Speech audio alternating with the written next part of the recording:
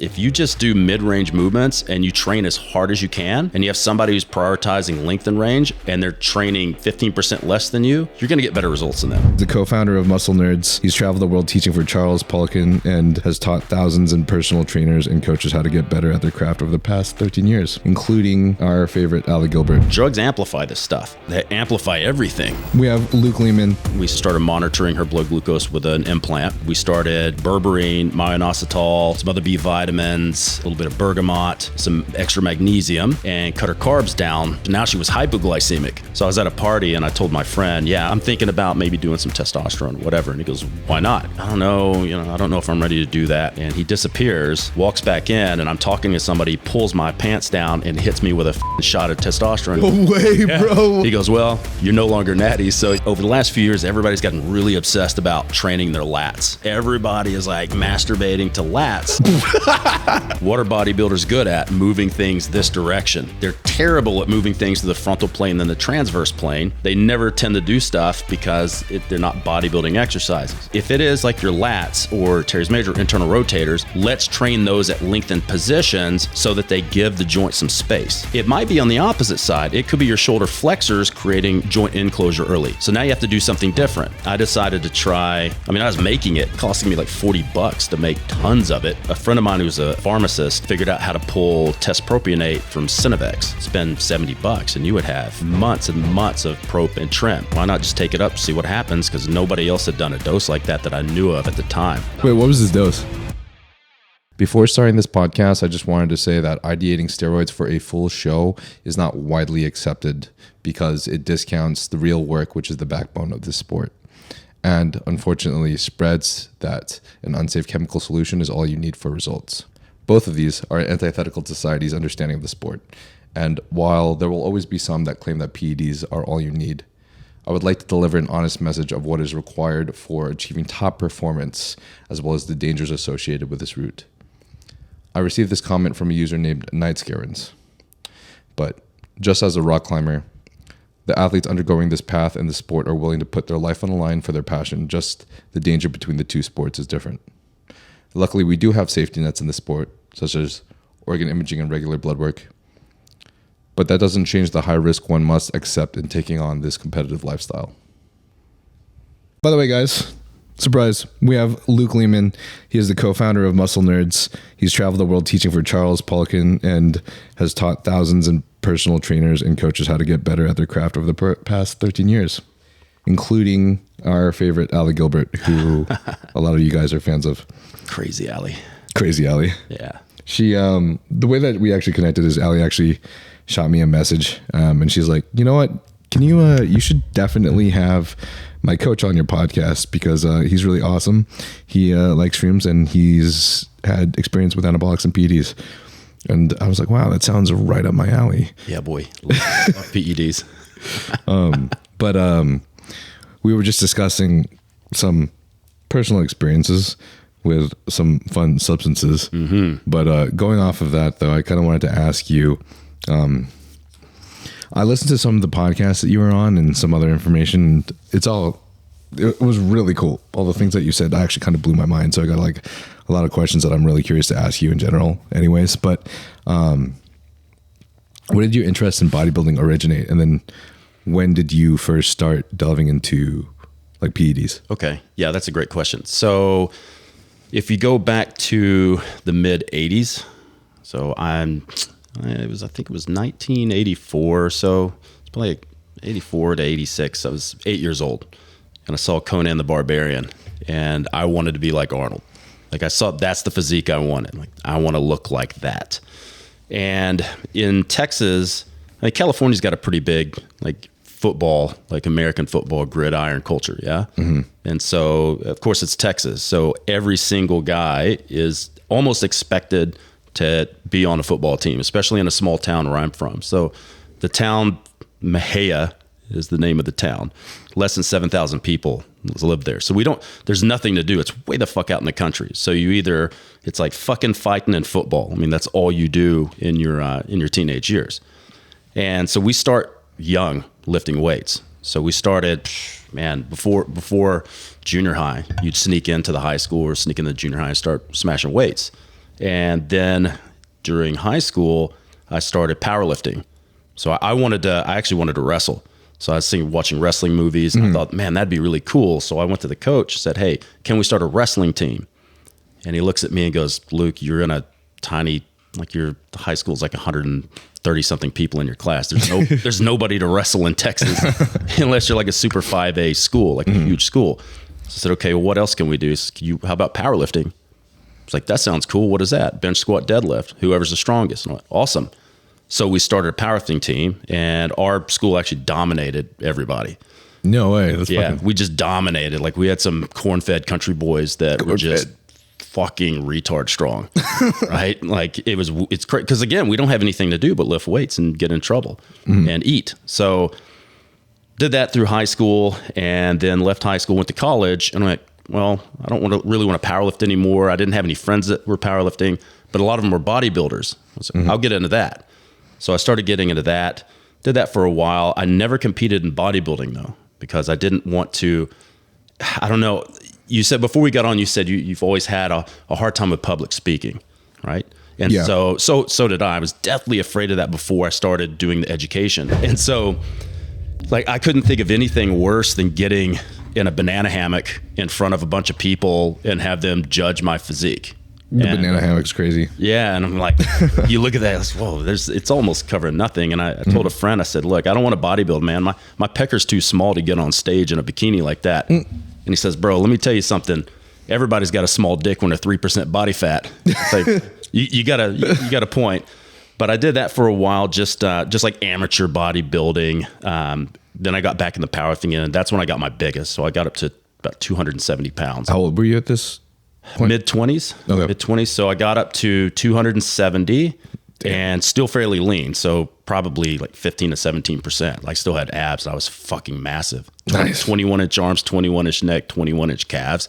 Jesus Christ. Yeah. And I didn't know what the fuck we were doing back then. We were just throw some drugs in there, eat 6,000 calories, train. It was great. Yeah. Not very healthy though. Everything became an absolute chore. Going up and down stairs, forget it. You walk up 3 flights of stairs, you'd have to have a post-workout shaking a nap. So yeah, did the powerlifting thing for a while again. Then went back into bodybuilding, but did men's bikini instead. So did what is now men's physique. Yeah. You had board shorts, you get up there. Hated that because you couldn't show your legs. Wait, how long ago was this? Oh man, we're talking mid 2000s. I was one of the first competitors for men's physique. I didn't even know. I thought men's physique, which association was this? Because I thought men's physique started 2012. This was in MPC. MPC. Maybe it was. I got to remember. Man, I'm almost 47, so sometimes I might get the dates. I was 20. I was in 27, 28, 29. So it would have been 20 years ago. So that sounds about right. Maybe. I'll have to look back at the date. Yeah.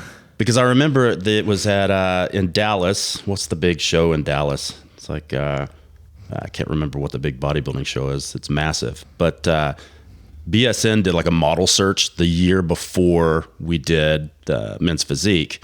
And I called the promoters and I go, look, what are you guys looking for? Because I'm a big dude. I don't want to come and then everybody's tiny. Because we're not really looking for anything. Just come as you are. I showed up. I was 235 pounds shredded, and everybody else looked like Abercrombie models. So I was like, this is bullshit. I'm not doing this again. And then the next year they did men's physique, and I started there and did that. Competed in that for a couple of years, but again, I get bored of shit really easy. So it's going into powerlifting, then bodybuilding, then weightlifting and jiu-jitsu, whatever. But yeah. Did they happen to have a weight cap at the time? It was all height classes.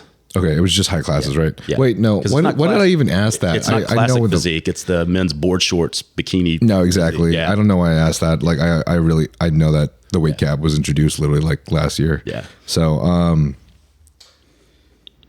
okay, interesting. I thought about doing classic physique because I'm kind of itching to get back up there. Yeah. And I've thought about this for years. Actually, when COVID hit, I was actually in pretty decent shape and only a few kilos under where I needed to be competitive. And I was getting ready. Said, fuck it. I won't tell anybody. I'll just show up and get on stage and just do it and go home.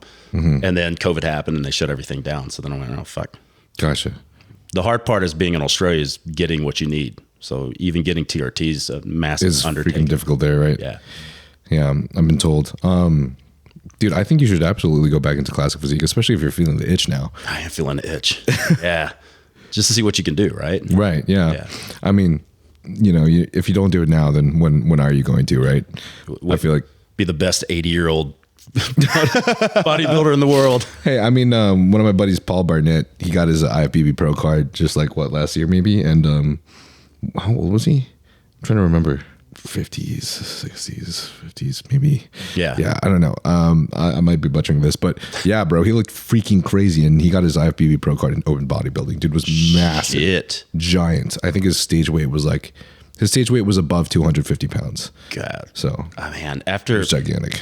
After being 270, even above 250, it's just so uncomfortable. Yeah. But luckily for classic, it's only like 100, it's like 96, 98 kilos, which I weigh more than right now, or I have since I got here. When I got here, I found some TRT plus. Nice. TRT and TRT plus. a couple of extras that were just laying around. Yeah. Yeah. It put on 22 pounds since I've been here. So when did you start? I guess when did you release, let go of your natty card? I was 21. 21. Okay. Okay. Yeah. So I always said I wouldn't take anything until I did all I could do naturally. So from 8 to 21, I trained really hard, and I was already 250 pounds. I was already a nationally ranked power lifter. So I went, why not? How tall are you again? 6 foot. Okay, gotcha. Yeah. Well, as I'm getting older, I'm shrinking, but we'll just cap it out at 6 foot. Uh-huh.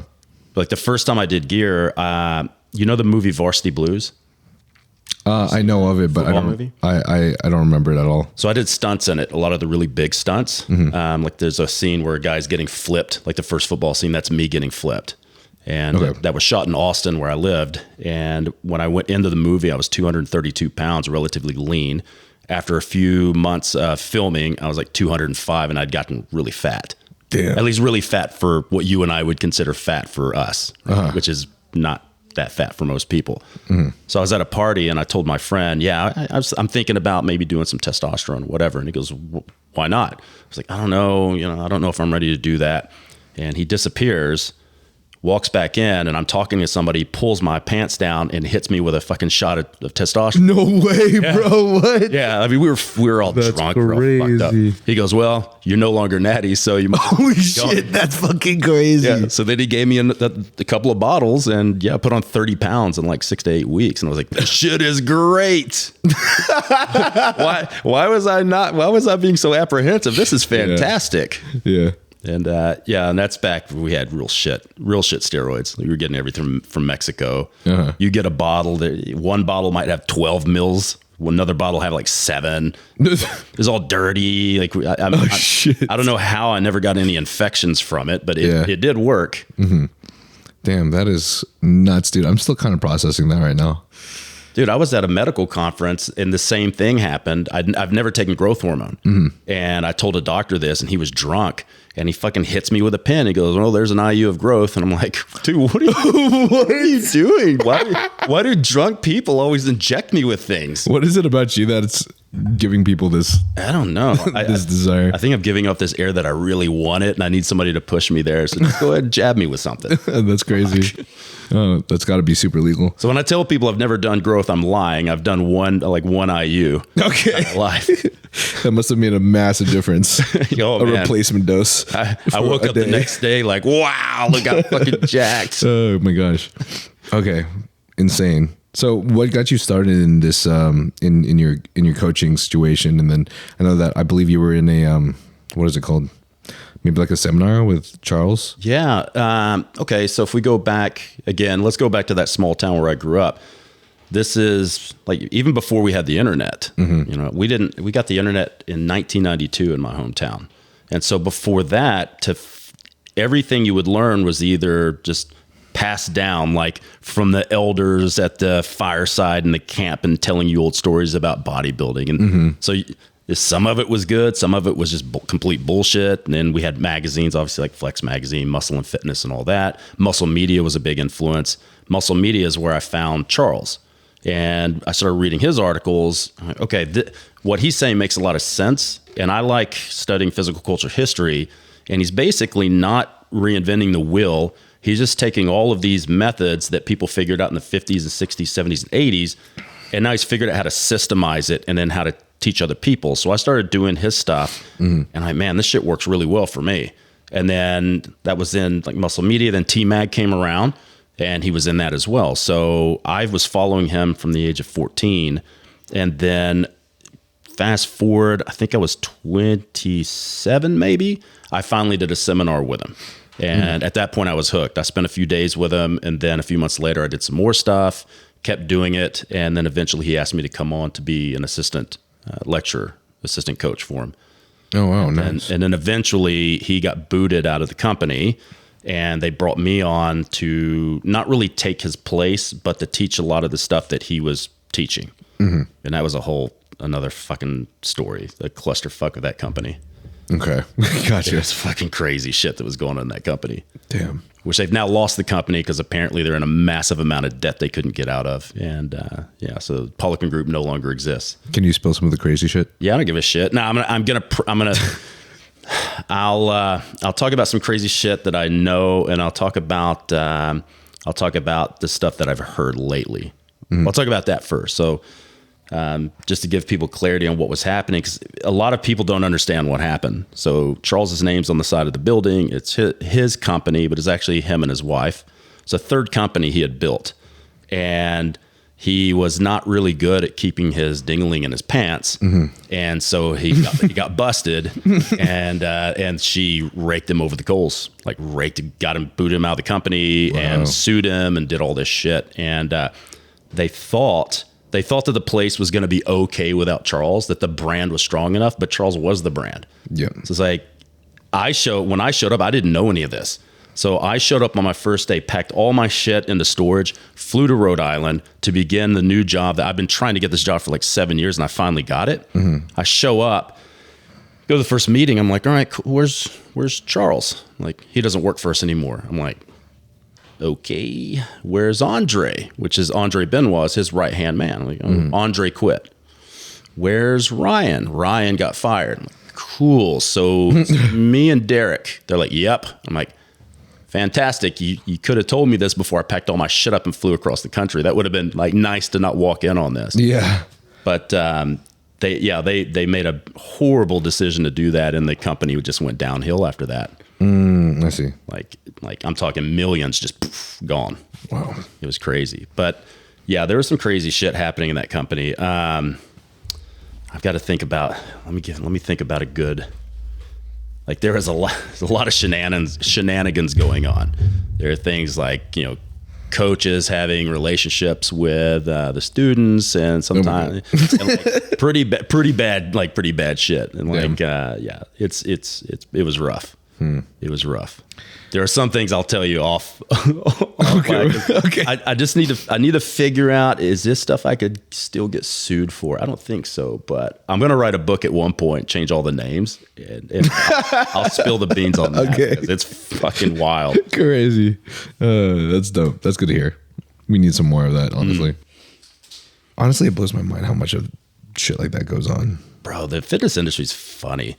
Like, I don't think if people knew all the shit that we all got up to, they'd be like, oh, you guys are health professionals. I mean, you know what I did this weekend.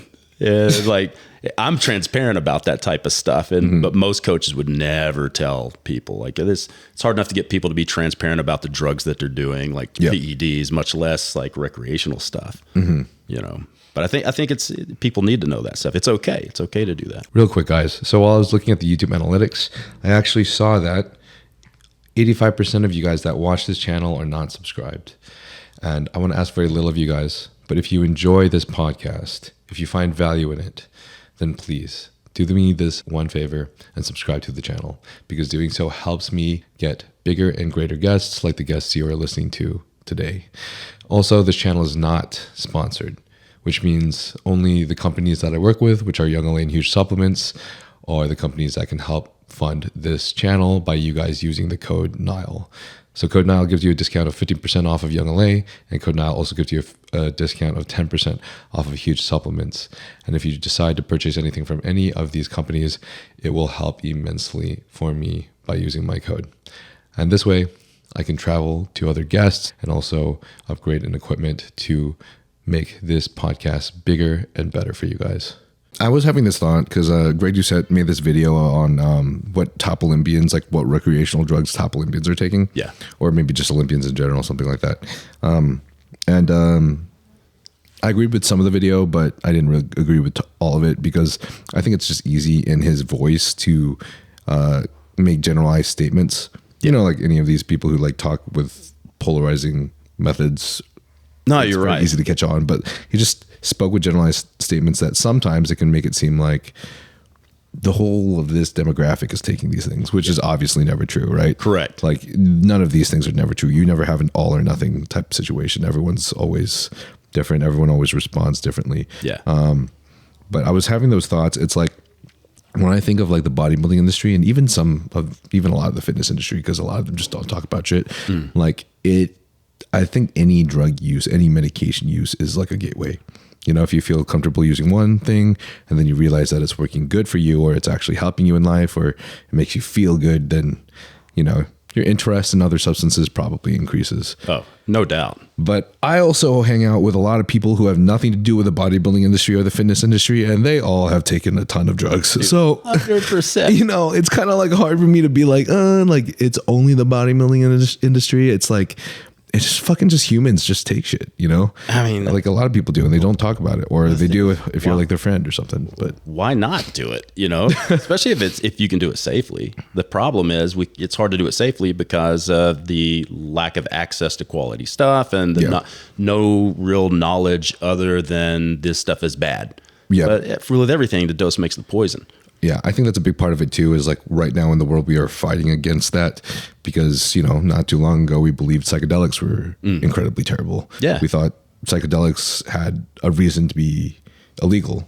Same thing with marijuana. I remember when I was a kid, I was in DARE class and they were just talking about how fucking bad marijuana was for you. Oh man, it's so funny. And then DARE failed. It's like weed is bad for you, but alcohol's okay. Like alcohol is one of the worst things you could possibly put in your body. But if that's the only choice and you want to self-medicate or you want to have a good time and be with many friends, well, that's your only choice. Right.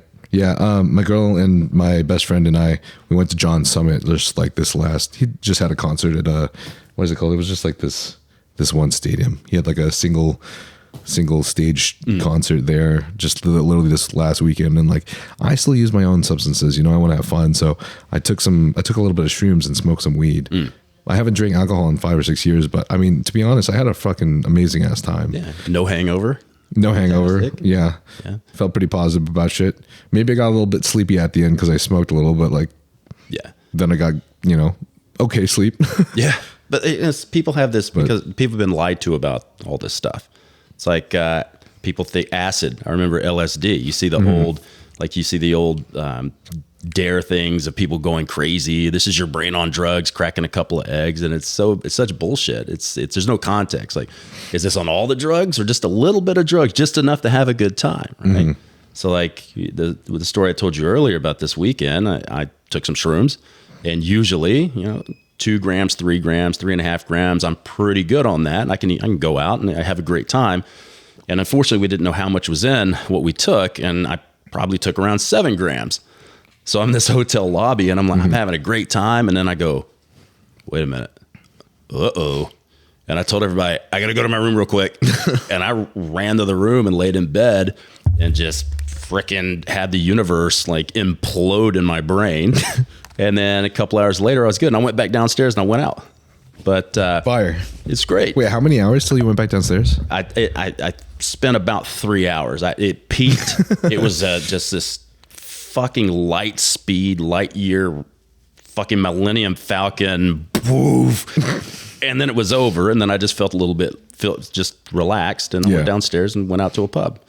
Nice. But you know, people talk about, are you going to lose your mind? You're going to jump out of a window. You know, you're going to hurt yourself. But like, I'm sure if you're unprepared for that stuff, you take that type of dose, probably not a good idea. Yeah. But taking a couple of grams of shrooms and going out, it's fantastic. I mean, that's how I feel. I think that's how most of us feel that at least have some fucking type of awareness about literally any substance. Like you take Tren or you drink some alcohol, this shit just exacerbates what's in your mind and in your body right now. You know, if you haven't found peace in yourself, or maybe you actually have a fuck ton of hormonal issues that are causing you some crazy thoughts and shit, that's just probably just going to exacerbate it, right? Especially Tren. Yeah. Like Tren's the one if you like, well, Tren, as far as like popular stuff that people would do, Tren's the one if you aren't at peace, don't take Tren. And Tren, I tell everybody I talk to about this, Tren's big boy medicine. Like put Tren in when you actually need it. Tren's like you get like a half a dozen cycles in you, and then you start thinking maybe some Tren, and then try a little bit of Tren goes a long way. But people go straight to taking massive hundreds of milligrams of Tren. You don't need that much. You're going to fuck yourself up. It's going to make you a royal asshole. It's going to turn people. It's like drinking. You know, you have a little bit of booze and you're kind of fun. You have too much booze, you have a real big potential for turning into an asshole and ruining your life. Tren will do that. I just want to say this for the audience, so they have a little bit of, anyone who's like listening to the podcast has at least some kind of like awareness of like who you are and what you've said and stuff. But like after listening to your podcast and your speeches and stuff, honestly, bro, like I'm very intrigued in our conversation because I feel like you're kind of in the same place as me, where you are very conscious about not only your lifestyle and your clients' lifestyles as well, but like you took so many things into account, including like being sympathetic versus parasympathetic, as well as like people using GDAs and how this is actually affecting the testosterone level because it's affecting you're still pushing like sugar into the cell that doesn't want it, and etc. Right. And I think a lot of people that will just jump on, say, PEDs that don't have like this long-term plan of being like an Olympian bodybuilder or something, or this long-term plan of living life until they're like 80, 90 years old, don't normally have some kind of conscious thoughts over these things, right? Because while bodybuilding is simple, our bodies are also super complicated. So in order to stay healthy or have some type of wellness, every person has like a different fucking program they have to go through because you just have a different chemistry. Yeah. It's like if you were doing a computer program and every single program had a completely different code, you know, sometimes you just have one thing wrong. Like you have one semicolon that's not there and the whole fucking program doesn't work. And that's how I see, you know, us working as humans. So, anyways, tangent short, what was your worst Tren experience ever?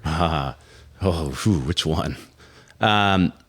Okay, so just to be clear, I've never been the type of guy to push things. I was always lower dose, multiple compounds, low dose of each for an extended period of time.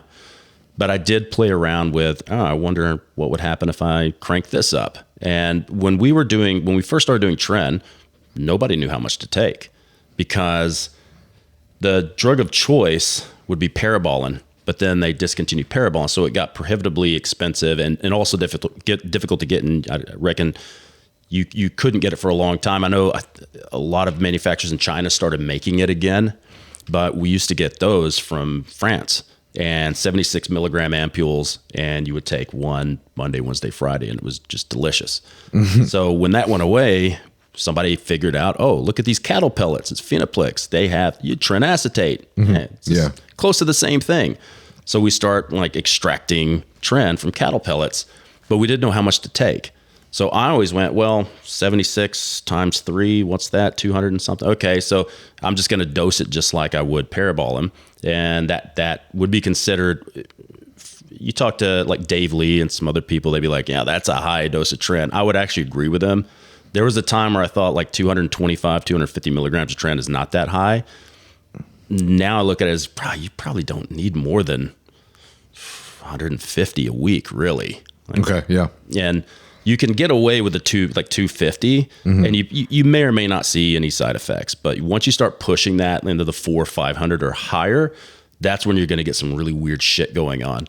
So I decided to try. I was making it, so it was costing me like $40 to make tons of it.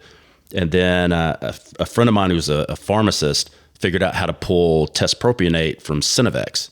So in Cinevex is another cattle pellet that has both tesprop and estradiol.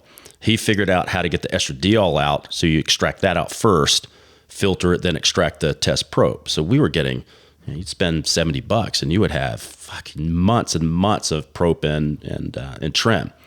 So I just, why not just take it up, see what happens? Because nobody else had done a dose like that I knew of at the time. And probably the funniest one was when I started crying in a Harry Potter movie. So imagine. Wait, what was his dose? 825, 850 Tren acetate, which right now, a lot of people right now don't even bat an eye. You talk to powerlifters are taking like a gram of that shit. And they don't, man, the other day I farted and my nose started bleeding. I'm like, yeah, it's way too much Tren acetate. Way too much. I farted my nose. Yeah, like they've got massively high blood pressure. All the veins are sticking out forward. Their head is purple. They can't walk 10 feet without being out of breath, and they don't understand what it is. I'm like, bro, that's too much Tren. Cut that shit by like 75%. You don't need that much. So imagine, I think it was a Tuesday, and I was in the movie theater with the girl I was dating at the time. And luckily there's nobody else because we're in the middle of the day. 270 pounds.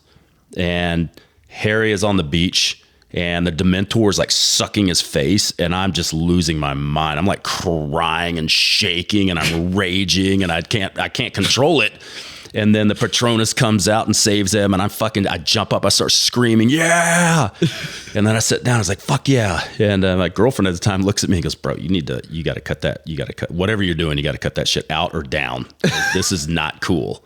But there's that. I used to get it stuck in traffic, and I hate traffic. Traffic will make me homicidal. Oh, bro. And one day I was in my Jeep, and I'm like grabbing my wheel, and I'm like, "Rah!" And I'm like punching the wheel, and I turned, and there's a little kid staring at me.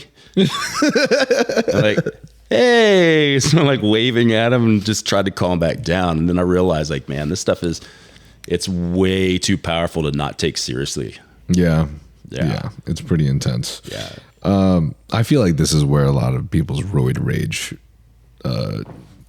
comes from. Yeah. Or the thought about roid rage existing. People will say like, oh, roid rage doesn't exist. I understand why some people will say that, because it's definitely based off of you and your chemistry and your mind, but I think no matter who you are, I feel like if you're going to take a gram of Tren, it's going to fuck you up somehow. 100%. And I think like you said earlier, it's going to exacerbate what's already inside of you. Yeah. So if you are a mess psychologically and mentally, gear is just going to make that come to the forefront, just like alcohol will. So, and Tren is one of those. It's because it's so much more powerful than testosterone. Yeah. And the aggression you get from it is so heightened that it's the one that's going to make that come out, like whether you like it or not. So for people that want to do Tren, man, you get your fucking head sorted first and try 100 milligrams a week. Just see what it does. Because I promise you, if you're doing let's say you're doing a base of testosterone, and maybe you throw some Primo or Masteron in there, and then maybe you throw a little bit of testosterone or Tren, you're not going to need that much Tren. You just simply don't need that much. I would so much rather somebody just take more testosterone. But everything has a ceiling, right? Yeah, I think that's the most important part to say that people keep forgetting is like when they hear don't take too much or you don't need that much, they think, oh, well, I'll still get more out of doing more. But it's like, no, at a certain point, it starts biting in the ass. Every single medication, every single drug has a ceiling. You're wasting money. It's not giving you any more positive benefits, only negative benefits. And then you end up having to take accessory drugs to try to counteract the negative side effects that are happening when you could just simply take less, right? So, you start taking, let's say, a good dose of testosterone, 6 milligrams per kilogram, right? So if you're 100 kilograms, 220 pounds, about 600 milligrams of testosterone is about the threshold where you've maximized what you're going to get out of it, and any more than that has to be dealt with some other way because you can't actually use it. So do we break this down into estrogen? Now I have estrogenic side effects. Then somebody takes an anti-aromatase to kind of combat that. Then they suppress their estrogen too much and their cholesterol gets fucked up. Then maybe your blood pressure goes up because of all the drugs, and now you're taking something to drop your blood pressure, and then that fucks up something else. Like now you can't get you're taking an ACE inhibitor, so you can't get a hard boner. So now you take Cialis to fix that. Now your blood pressure drops, you take something else to fix that. And next thing you know, you're on 15 different fucking things that are trying to provide a solution from the fact that you're just taking too much gear. Yeah. But people don't bat an eye. Don't bat an eye. I used to get people all the time say, hey, I've been training with this guy. It's my first cycle. I just don't feel right. Can you take a look at my cycle? Sure. Email it to me. I'd get a list. This is your first cycle? Yeah. Okay, send me a list of what you're not on, because that's a much shorter list. And it wouldn't make any sense. Like, these are amateur bodybuilders. They're nowhere near where they need to be to take anything close to what they're doing. Yeah, bro. That's one of the craziest things. I have personal experiences seeing some of my closest friends get a program from a coach. And I don't want to name the coach, but I know there's multiple people that do shit like this coach does. And they'll give them the full-on stack for their first prep ever, and basically their first cycle. Like, imagine they're natural and they're going on a prep, and he starts giving them a stack. He'll fucking give them everything, including Tren at minimum 300 milligrams, which is mind-blowing to me. And it's no wonder that one of my best friends, who literally had a Ramon Dino-like physique, who I think had some of the greatest potential. He was like 4 years younger than me, is stronger than me in all lifts, has fucking shoulders and arms and legs like that. I feel like we're almost twice my fucking size. This kid was just like... So you already had the whole package. He had the whole package, and he's been running gear for a short period of time, but nothing ever crazy. And then he finally did his first prep, and he was like, bro, this isn't for me. Like, my mentals were just not there, and I couldn't sleep at the end of the prep. I can't do it ever again. And he just quit.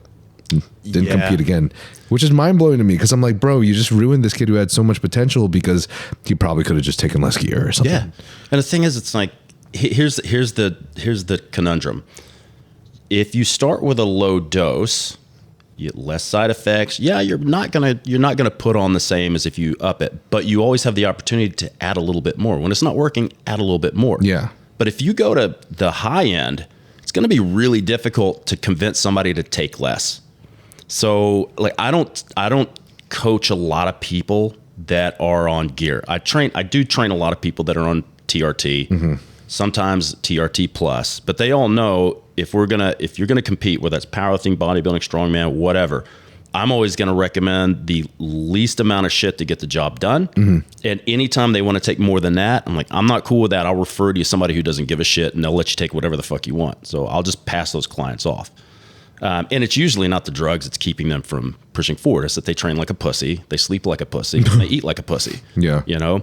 But I had a guy in the Netherlands, I put him, he'd never taken anything, and he goes, what do you think I should do? I go, well, you're in your late 30s. Instead of jumping head first into the shallow end of the pool, let's just take TRT and see what it does. Put him on 150, 160 milligrams of testosterone. He puts on like 6 pounds on immediately. And I'm like, okay, like, that's fucking. Yeah. Do you want more? He's like, yeah, I want. Okay, let's go to 300. He puts on another few pounds. Then his friend told him, oh, that's not enough gear to get where you want to be. And this guy wasn't trying to be a bodybuilder. He just wanted to feel good and look good. Like, you've already put like 9 or 10 pounds on, less than 300 milligrams of gear. How are you going to say it's not working? And what do you use for your argument of saying you definitely need more? Like, if you want more, that's fine, because we still have another 200 or 300 milligram that we could just bring the test up. And once we've hit that, now we consider adding something else at a low dose and bring it up. But people go straight to everything and straight to Tren first cycle. Jesus, you know, throwing some check drops, throwing some Halotestin, see how that works. Right. Like some of the ones that'll really fucking make you angry and psychotic. Something I did in the past is, like, whenever I was really trying to hone in on what kind of dose was best for me at a certain time, normally I would start lower. And if I felt like it was kind of hard for me to tell whether or not I felt like it was enough, of course, but what I would do is personally, just for my own sake, I would titrate up, say that I was on Tessin Primo, I would titrate up both either like 25 or 50 milligrams the next week. So I would bring that up and then see how that felt. And then if it didn't feel enough, then I would bring it up again. But most of the time I noticed a change from going that small enough of an amount. And then at one certain point, if I kept going up, I would start feeling a little bit more aggression. I'd start noticing just a little bit of a change in how I felt, because, you know, when you feel more aggressive, your thoughts are a little bit more aggressive as well. And it wasn't very much, but it was still something that I noticed, like, hey, this is a little different from my normal. Yeah. And from that, I would be able to decide whether or not I wanted to just keep it where it was, or if I wanted to tighten it down again, like another like 50 milligrams.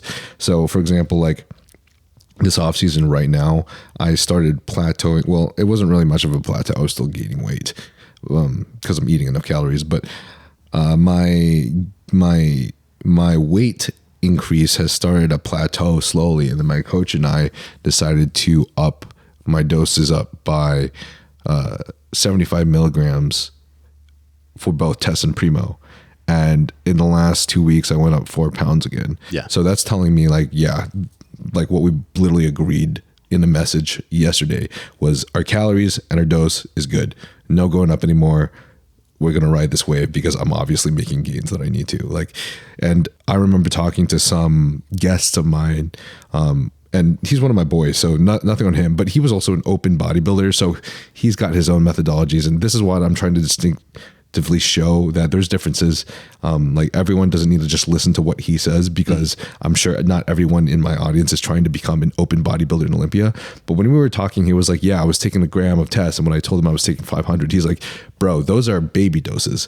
We call those like dad doses back where I'm from. Yeah. Like, you need to increase your dose way more. And I'm like, what do you think? Like, but why? I'm like, what do you think then? Like, cause he took a gram. I'm like, maybe like 750. He's like, yeah, start at 750 minimum. How much do you weigh?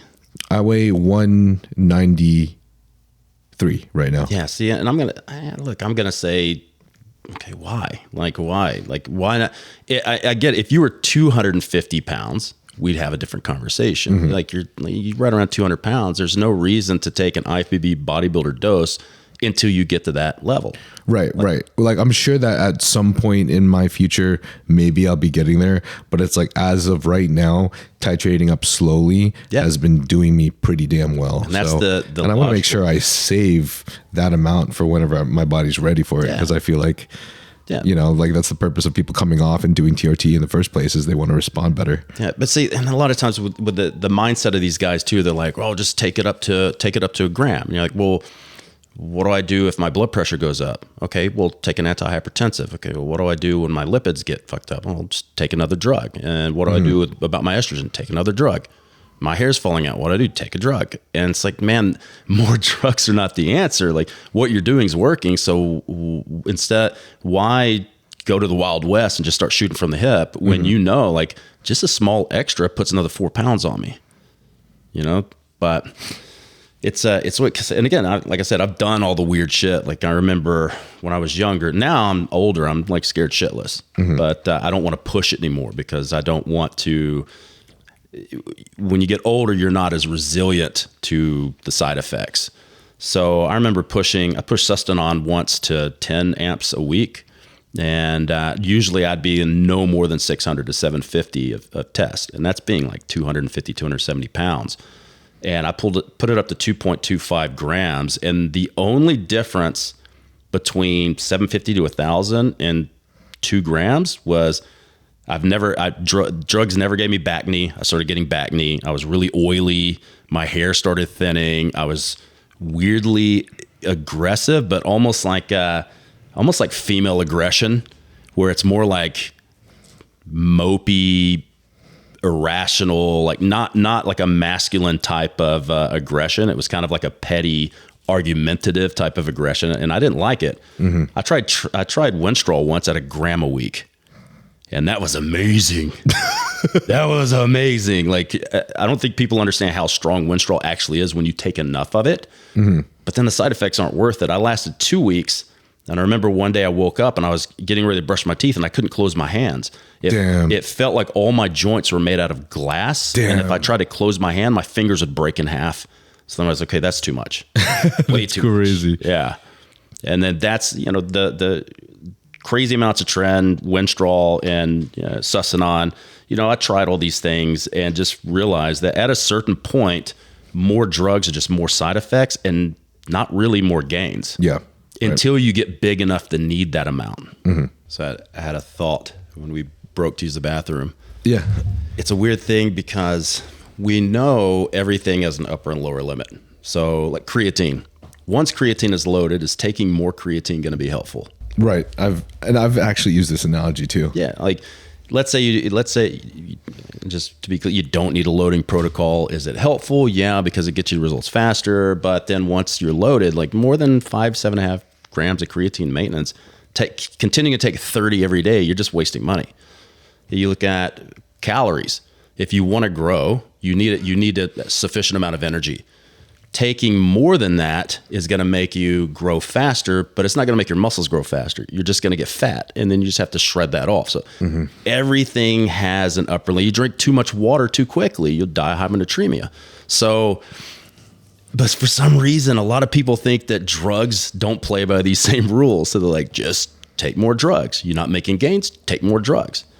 And anytime I've put someone, and I never promote this to clients, they know I'm okay with it, but it's always their choice. It's always their responsibility to say, hey, I'd like to look at TRT as an option, or even performance enhancing drugs. I'm like, okay, well, if we're going to do this, it's my job to educate you. I'm not going to get it for you. If you can get it for yourself, I'm going to make sure you do it safely. We'll come up with a strategy for it, like we do with training, nutrition, everything. And everyone I put on 160 milligrams a test. Boom, they put 4, 5, 6 pounds on. They're like, wow, this is great. And then titrate it up, like you said, you and your coach does. That's the logical way of doing it. Instead of getting really excited and just like premature ejaculation is shooting your load all at once. And then once you've taken a few grams of shit, where do you go from there? Yeah. Because nothing's ever going to feel like that. Yeah. So people can get, even though we think steroids aren't physiologically addictive, they can be psychologically addictive because of the way you feel and the aggression and the confidence that you get. But then a lot of people ignore the side effects and go, okay, I don't like these other aspects of how it's changed my mood, my identity, and the way I feel. I'm willing to deal with that because I love the feeling that I get when I'm on gear. But if there would have been an upper threshold where you still had that same feeling without needing to take excessive amounts of shit. Right. You know?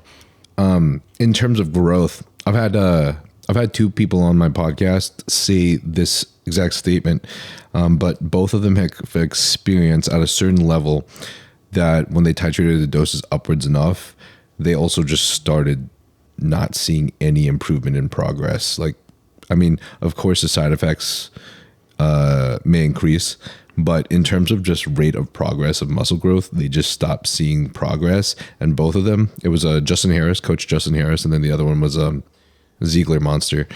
They both stopped seeing progress at somewhere roughly around a total of 2 grams. Yeah. And obviously this is different on a person-to-person basis, but I mean, I feel like that says enough is like, if they're not seeing any more progress after that, but then if you titrate the dose even more, it affects your blood work even more. And a healthy body is a responding body. That's right. So at a certain point, if you start becoming unhealthy because of your blood work, you're going to respond even less. I just feel like it just, like, why, you know? What's the point? Right. And Justin Harris is a massive dude. Yeah. And he's probably one of the smartest guys I've ever met in the industry. That dude is wicked smart. I remember being at a seminar in Columbus, Ohio, an Elite FTS seminar, and I watched he and Croc had a bench press competition. And so they put on like a loose powerlifting shirt, and they were going at it. And I think they were fucking repping out like 640.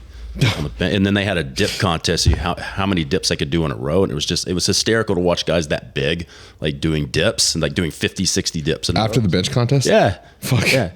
But it's like, he's right. I mean, there's a law of diminishing returns. And if we look at even something else that even if you don't do gear, and if you're a bodybuilding coach, if you're in the industry, and especially if you read literature and look at the evidence-based side of what we do, at least I don't like the word evidence-based, because when people talk about evidence-based, they're basically saying paper-based, like 30-person subject pool or meta-analysis of what we think, how we respond to things, what's the most volume, least volume, and all that stuff. And this stuff's always changing. But if we look at experience in the gym, and then we also confirm that with the literature, there's a high and low for everything. So let's look at training volume. If you look at most of the studies on training volume, the 60% of the gains you make is within like the first 4 to 5 sets per muscle group. So it's like, okay, yeah. If you go to say 10 sets, you get roughly like a 20-25% increase. So you start hitting a law of diminishing returns. Is this per week or per week? Per week. So if you were going on, and this is strictly for hypertrophy. If we're talking strength development, we have a slightly different conversation. But strictly for hypertrophy, if we look at anywhere from 0 to 20 sets per week per muscle group, we know that like the vast majority of all the gains is in the first 4, 5, maybe 6 sets. That doesn't mean that more sets isn't good. It just means that you have to recognize that there is a law of diminishing return. So the first like 4 or 5 sets is like this, and the next 5 or 6 sets is like this, and then the next 10 sets is like this. So it's not like you're not making improvement, but every category of set volume you go up, you get slightly less percentage of gains. And then you also have more fatigue. And you're building more fatigue, right? But everybody's going to need something different. Yep. Right? If you may be somebody that can grow crazy good on 5 sets per week, you might have another guy that does need 20 sets to continue growing. My genetics says that I have mainly slow twitch fibers. I have muscle performance impairment. So basically my fast twitch fibers, maybe I just don't have as much of those or something like that. But I've not looked into the genetic stuff for that. But I mean, it is a thing. Everybody's built different. See, I'm on the opposite side. Like I'm basically all fast twitch. So if you and I did the same training program, we're probably going to get similar, but very different results. Like for you, like 5 sets of 10 to 12 might be an optimal scenario for you, which is 10 sets of 5 is going to be better for me. So if I did a high rep traditional, brotastic bodybuilding workout, I actually just get smaller and weaker. Wow. But if I train like a powerlifter, I grow. Wow. Yeah, it's crazy. Just a difference between people's, muscle fiber makeup. Yeah. I trained, I did sets of like barbell squats when I was younger. I'd just start my leg workouts with basically sets of 6 to 8 on barbell squats, just because I like to put 4 plates or more on it and have people be impressed by it. Yeah. And then I never feel like I fucking grew my legs. And then as of recently, I've been focusing on more leg press movements with more volume. I've been doing leg extensions with maybe at least 15 reps, slowing the eccentric. More sets, but less fatigue. And my legs have grown a lot more. Yeah. So I guess for me at least, the whole like slow twitch fiber thing, like I can see how I need to actually like vary my training based off of what my genetics are. Yeah. Well, and that's the thing that as a coach you have to recognize, because the literature says one thing, but then you start training people or you train yourself and you're like, I'm not actually making that good of gains doing it the way science tells me I should. So then you try, maybe I try something on one outlier side or the other, and you find that when I move to the outlier side, that actually worked really good for me. Or you try the other outlier side, and man, that worked really bad for me. But anytime we look at like general population, what's basically an average for everybody, you can look at it like a bell curve.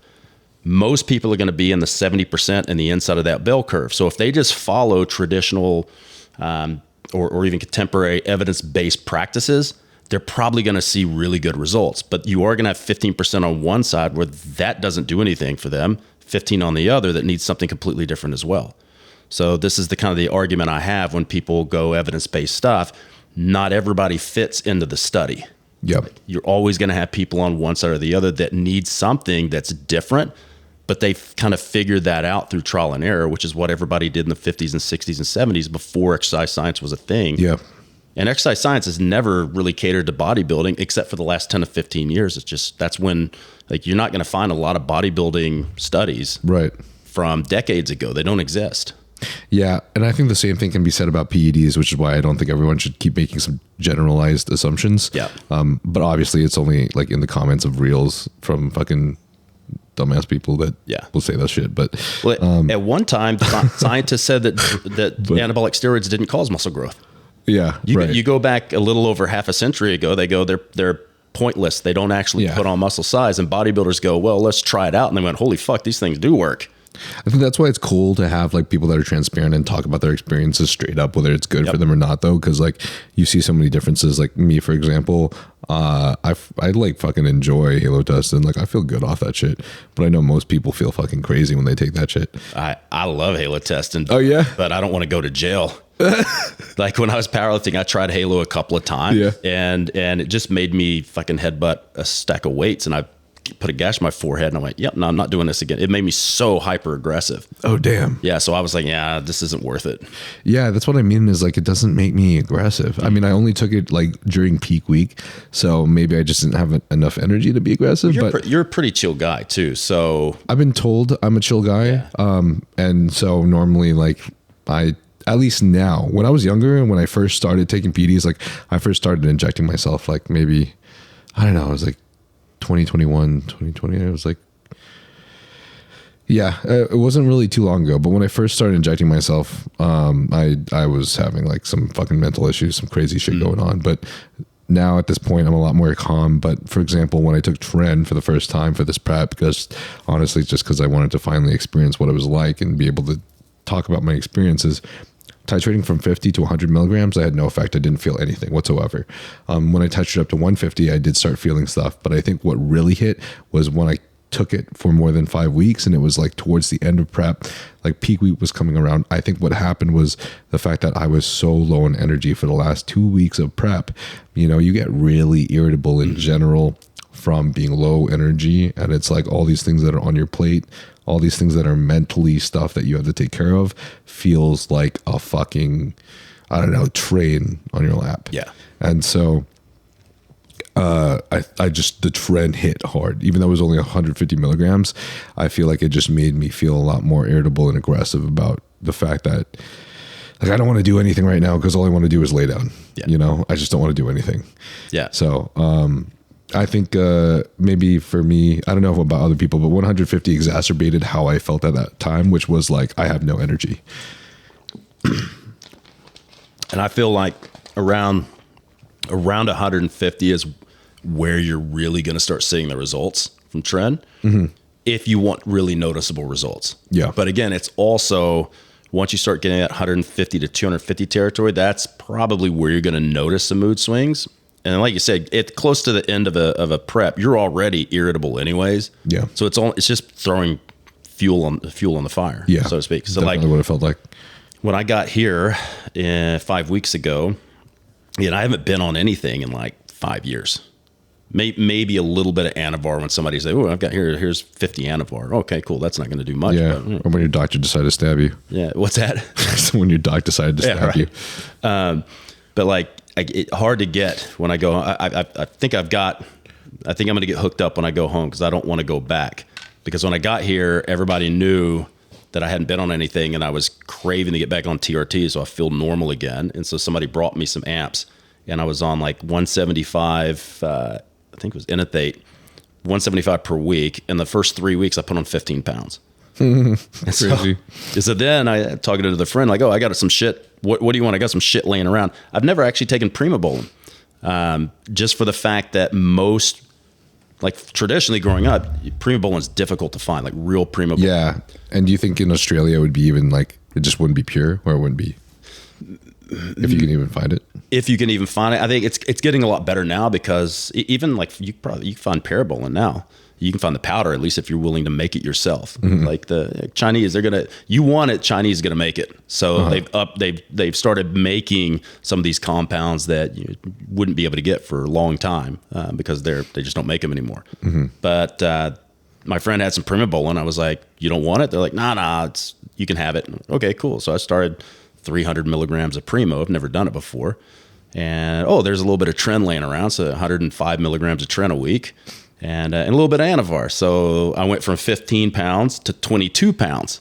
And now I'm going to go home like, oh, God, I don't want to go back to where I was. I felt like Schmeagol, man. I felt like Lord of the Rings, like, precious. And I told my wife, I said, I'm gonna leave Australia at 92 kilos. Expect me to come home at 102. And it's like I've only been on like the extra stuff for about 2 weeks. So I think if you look at that, and that's not a small cycle, but it's not a large cycle either. And a lot of it's mainly, stuff that's fairly non-toxic, like Primobolan, right? And I've never gone above like 200 milligrams of test since I've been here. So a lot of people think that they have to do these massive doses of stuff, but if you put the right stuff together at low dose, it's a synergistic effect. It's 1 + 1 = 5 effect. Yeah. It's the same way I like see and take caffeine. Well, actually, not anymore. I've been a little bit more addicted to caffeine recently, but the way that I take nootropics and caffeine and other stimulants like alpha GPC and shit is like I'll take it on the day that I feel like I really need it. So like say 2-3 days of the week I have podcasts or I'm filming. Those are the days I take it, and the base dose is always super effective for me. Yeah. So I've never had to titrate up. And I think it's just the same for all medications. But Alpha GPC puts me to sleep. What? Yeah. How? I don't know. So my wife is finishing out her degree for clinical nutrition. Yeah. So we now have access to all these pharmaceutical level multivitamins or vitamins and minerals and compounding stuff. So I ordered some alpha GPC powder from a compounding because we're going to start compounding our own stuff at home. And it's 500 milligrams per dose. And I was like, sweet. Took that. Hour later, I'm almost passing out. Next day I do it again, almost passing out. This is really weird. So I looked it up, and there's a small percentage of outliers where alpha GPC actually makes you fall asleep. Damn. Yeah. That's kind of awesome. That's hilarious. It's wild though. Oh, what is because I didn't know. I'm like, why do Yeah. I feel like shit? But I took back, Oh my God. like back in the day, Charles liked big doses of shit. Like he would tell you to take these massive doses, and we were taking. I took like 2.5 grams of alpha GPC, and I stood up to lecture in Dubai. And about 45 minutes of lecture, I went, "Whoa, I gotta go shit," and I just ran out of the room, took a shit. Just like completely everything in my guts just came out. Damn. Yeah, but that's the dose that seems to be best if you're going to train. But the problem is, if you don't train and you take that amount, it's going to make you nauseous as fuck. Like caffeine, 6 to 9 milligrams per kilogram. That's a big dose. So Yeah. for a guy my size, for our size, it's like 600 to 900 milligrams. Cool if you're going to work out. Don't take that and not work out because you're going to get sick as fuck. Yeah. Damn, bro, that's crazy. At least you have a way to clean out your colon now. That's it. Yeah, colon cleanse, alpha GPC, high dose. Wait, so are you not going to get back on TRT when you go back? Yeah. Oh, you will? Yeah, so like Dave Lee has a clinic there. Okay, cool. And Primal. And so he said, okay, let's go ahead and finally get you hooked up so you don't have to suffer. Because I've got hypogonadal. And the last doctor, I think it's the second or third doctor I went to, I was talking to him about it. And I went in for like a throat infection, ear infection thing. And he wanted me to go do labs. I said, well, don't worry about writing me a script for it. I'm going to buy private labs because I'm going to order way more shit than you're willing to write for me. And he goes, oh, like what? I go, testosterone. And I went through the whole shtick. And he goes, oh, do you have low testosterone? I go, yeah. I said, I've been hypogonadal since I was 36. And he looks at me and goes, I don't think you need it. You don't look like you need it. Like, bro, it's not about the muscles. That's not what I want it for. That's crazy. Yeah, it's about the psychological aspect, mental aspect. Yeah. Like a man again. Who was this guy who said this? There's a doctor in Australia. What the fuck, dude? Yeah, and I looked at him. I go, bro, I'm not trying to bodybuild. Like that's not what I want. I'm past all that stuff. I just want to feel normal. And like I've been on ADD medication since I was 8. So I was one of the first, like the original ADD kids in the 80s. Damn. And I've been on Vyvanse since like 2011 when it first came out. It's the one that works for me really well. When I go to Australia, they wouldn't prescribe it for me. They're like, your GP can't prescribe it. You have to get into a psychiatrist. You have to get reevaluated, and then they can prescribe it for you. I'm like, okay. So I've been on this drug for over a decade. It's the one that works, but I have to go to a psychiatrist to get reevaluated to see if I can get back on it. This makes no fucking sense whatsoever. But that's Australia. Fucking wild. Damn, bro. And the doctors do not want to listen to you over there. Yeah, that's kind of ridiculous. I know here they still want you to go to a psychiatrist, but still, like the doctors are not that. Like, I feel like that's just kind of ridiculous to look at somebody and be like, yeah, you don't need TRT, or yeah, you do. Yeah. Yeah, that's insane. It's dumb. It's dumb. Look, man, if I was a woman and I had if I was a young woman and I had acne, here's some synthetic progestins and estrogens to clear your acne. Or you don't want to get pregnant, pump you full of hormones. Oh, you having hot flashes, pump you full of hormones.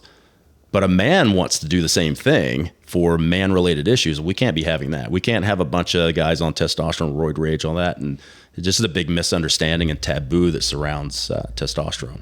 Oh, is that mainly in Australia, you're saying? Yeah. Oh, wow. Here it's better. In America, it's not bad, but yeah, America's changed a lot. But it was like year. 2 decades ago. It was like, no. Now there's a TRT clinic, a Starbucks, and a 7-Eleven on every corner.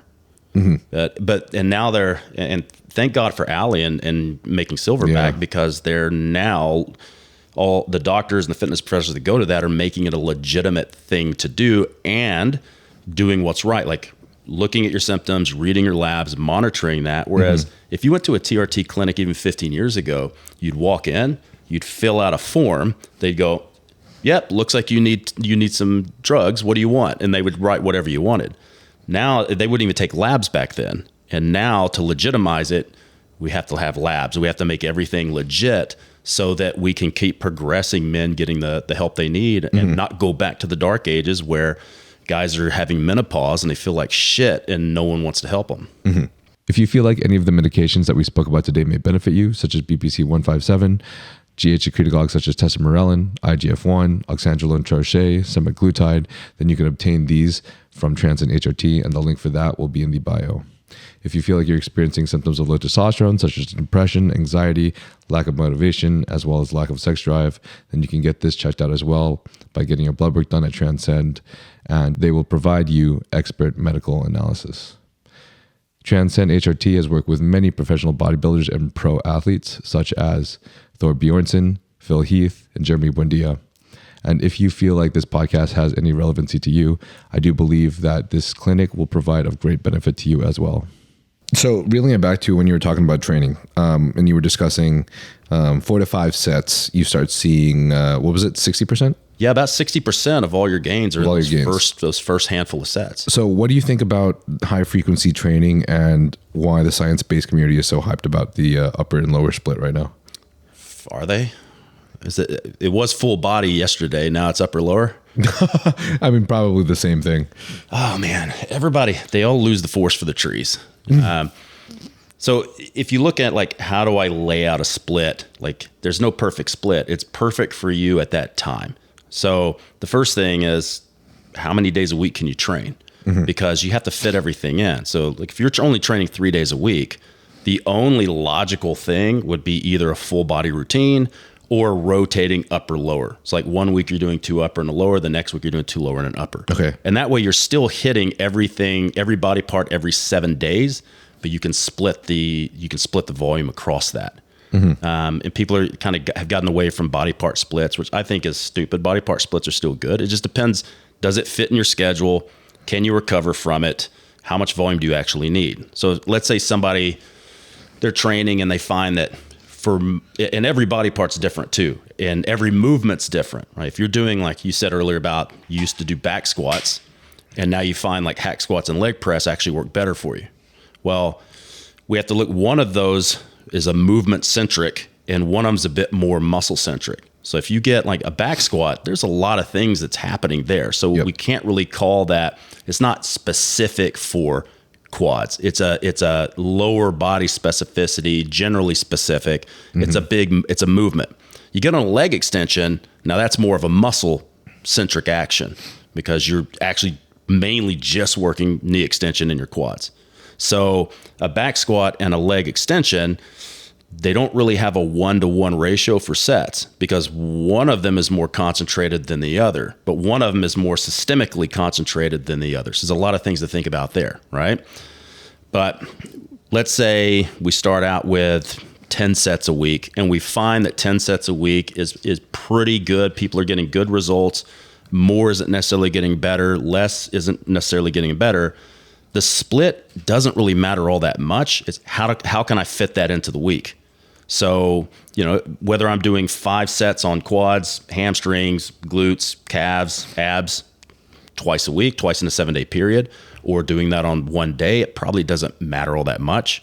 But I'm a fan of high frequency. And the reason I like high frequency is just from a recovery standpoint and a DOM standpoint, because every workout, you can't just isolate it to that workout. You have to look at how's that workout going to affect the rest of the workouts that week. So if you do, let's say it's a leg day and you do a lot of deadlifting on leg day and you have a back day in 2 days, is all the deadlifting going to fuck up your back day, right? So if it is, then we might need to take that and spread your deadlifts out multiple times a week and figure out how many sets you can do without it affecting an upper body workout. So there's a lot of the way I view program design is a lot more complex. Like the coach should have a lot of complexity in how they do things and a lot of thinking, but then the application from the client standpoint should just be really easy. But there's no single right way to write a program. It's right at the time that you give it to somebody and it's working. You see, and the evidence-based crowd or even just the bodybuilding community, they're always looking for what's the best thing. Yeah. And it's how all to gain the fastest. It's all individual, you know? And it depends on the client because most people aren't just training bodybuilders. You're probably training normal people too.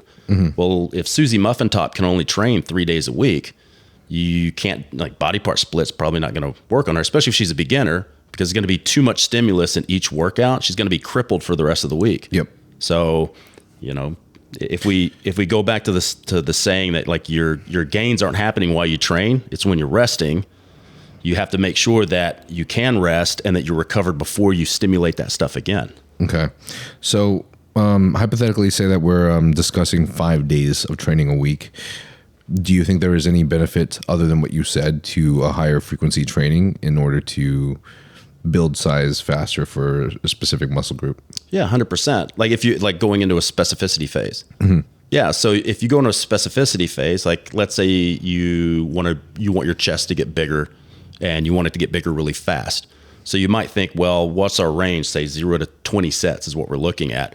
Well, maybe you're doing 20 sets a week on chest, but we have to understand that you have to pull from something else. So if you're going to hammer your chest and you want that to be the priority, everything else needs to go on maintenance. And the trap that people get in, they're like, well, I want my chest to get bigger, so I'm just going to increase everything on my chest, frequency, how many sets per week, but they don't pull away from something else. And they go, I don't understand why my chest isn't growing. Well, you've now effectively cranked all of your fatigue and volume up without removing it from something else. So I even have routines where I have people do the same body part 5 days in a row, mainly for strength development, but it does work really fast.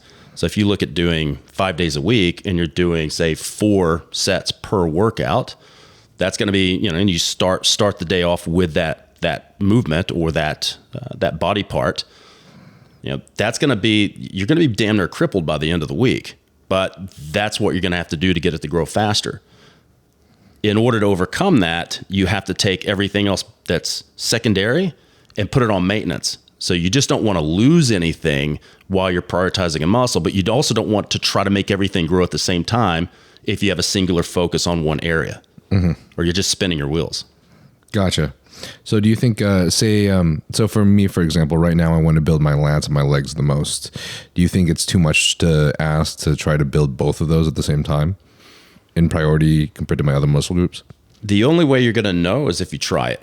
Like that's it, right? And there's going to be there can be a lot of crossover if you're strategic about the exercise that you use, because there's something like a deadlift.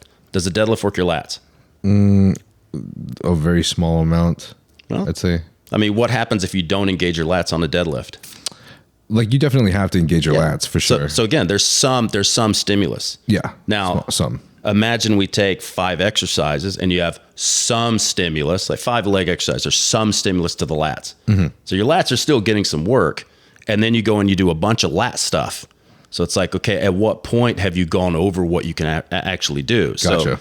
So I think if you were going to do that, then you'd have to be really intelligent about the exercises to make sure that your lats weren't fatigued from the back work when you do the deadlift, because it's going to fuck your deadlift up. Yep. Right. So there is a way to finagle all of these things where it makes sense.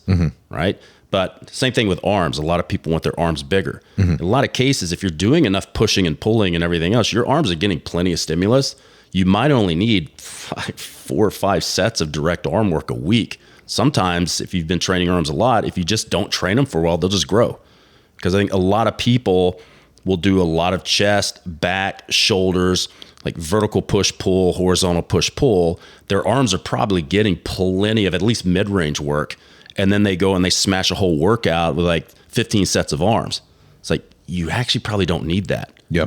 Like yesterday I was at Gold's Gym training with a buddy of mine, and we were doing a lot of chest. We're doing chest. We're going to do a little bit of shoulders, a little bit of triceps. So if we're doing, let's say, incline press, if we're doing incline press, some cable press, we're doing it like 3 different press movements. Your triceps are still involved in that, but mainly in kind of that mid-range type of movement. You're not really getting any short position work or lengthened position work. So when we went to the triceps, okay, we've already done mid-range on triceps. Because bodybuilding, I like positions of flexion style routine, mid-range movement, a lengthened movement, and a shortened position movement. Let's just go and do something for short position triceps and then finish off with lengthened. 2 sets of each of those, you're good, right? You've already hit plenty of triceps with everything else. But people tend to not think about that when they're writing programs. They go arm day, leg day, chest day, back day, shoulder day. It's like, okay, consider all the crossover. And if you're doing a lot of multiple joints, if you're just doing pec deck, like 10 sets of pec deck, you probably need a bit more triceps. Yeah. But if you're doing a lot of pressing, less triceps. That pec deck do hit the biceps pretty hard though. They do. Okay. Well, okay, so now I'm going to challenge you on that because when we talked about the deadlift and the lats involvement of that, well, the lats have to keep the bar pulled back. Yeah. Okay. So you are getting that stimulation. If you're doing the pec deck, your biceps are getting some because they're stabilizing. Well. They're flexing the shoulder and stimulating the arm or stabilizing the elbow. But people don't think about that. They don't. I feel like, well, that's the reason why I said very small or small. Yeah. Is because in my opinion, maybe this is mostly me. When I do a deadlift, I have to engage my lats, but the amount just seems so insignificant because compared to something such as like the bicep support needed in order for you to do a pec deck, unless you are bending your arms at a much greater degree angle than you trying to straighten it out, come out, be controlled, not locked out, of course, but you know what I'm trying to say. No, totally. Because doing so, you want to prevent your arms from hyperextending. Yeah. Whereas for a lat, it's like if I release the lat for a second, it'll throw me a little bit off balance, but my joint isn't going to break. Yeah. So it just, the amount of stimulus feels not quite the same. The joint's not going to break, but you're going to affect T-spine extension, which is then going to affect the lumbar spine. So if you lose that, it's not like the shoulder's going to get fucked. Your lower back is probably going to get fucked if you lose that, right? So there's consequences to everything, especially if you're not like paying attention. Yeah. But see, you made a good point with that, where your biceps, and you can feel, you do a pec deck. Let's say do 10 sets of pec deck and you don't do any biceps. The next day, your biceps are absolutely fried, right? In gymnastics, because I do a lot of that stuff too. I don't even do bodybuilding anymore for myself. It's mainly like gymnastic stuff and Olympic weightlifting. And that's all I've done for like the last 4 or 5 years. If you look at gymnasts, especially guys on the rings, you're going to see massive, massive biceps. They don't do a lot of curls. Most of it is straight arm strength work. But see, the evidence-based community will say, no, you're not going to grow. It doesn't create the right tension doing straight arm work. You have to actually bend the elbow and get the muscle to contract. And I can tell you from experience and also talking to lots of gymnasts, like that's not true.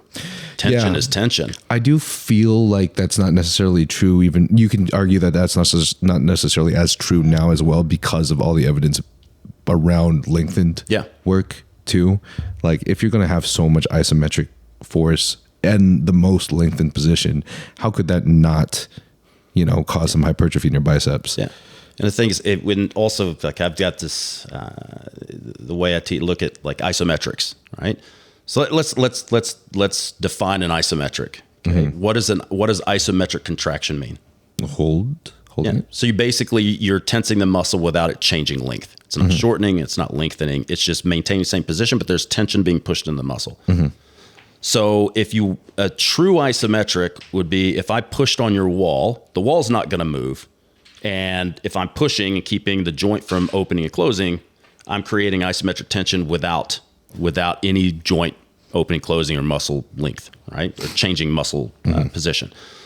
Now, if I do a deadlift, people will say, well, you're isometrically working your upper back and your lower back and your spine. And I would say I disagree, because the difference between those two things is when gravity is a constant force and we have to battle our entire lives.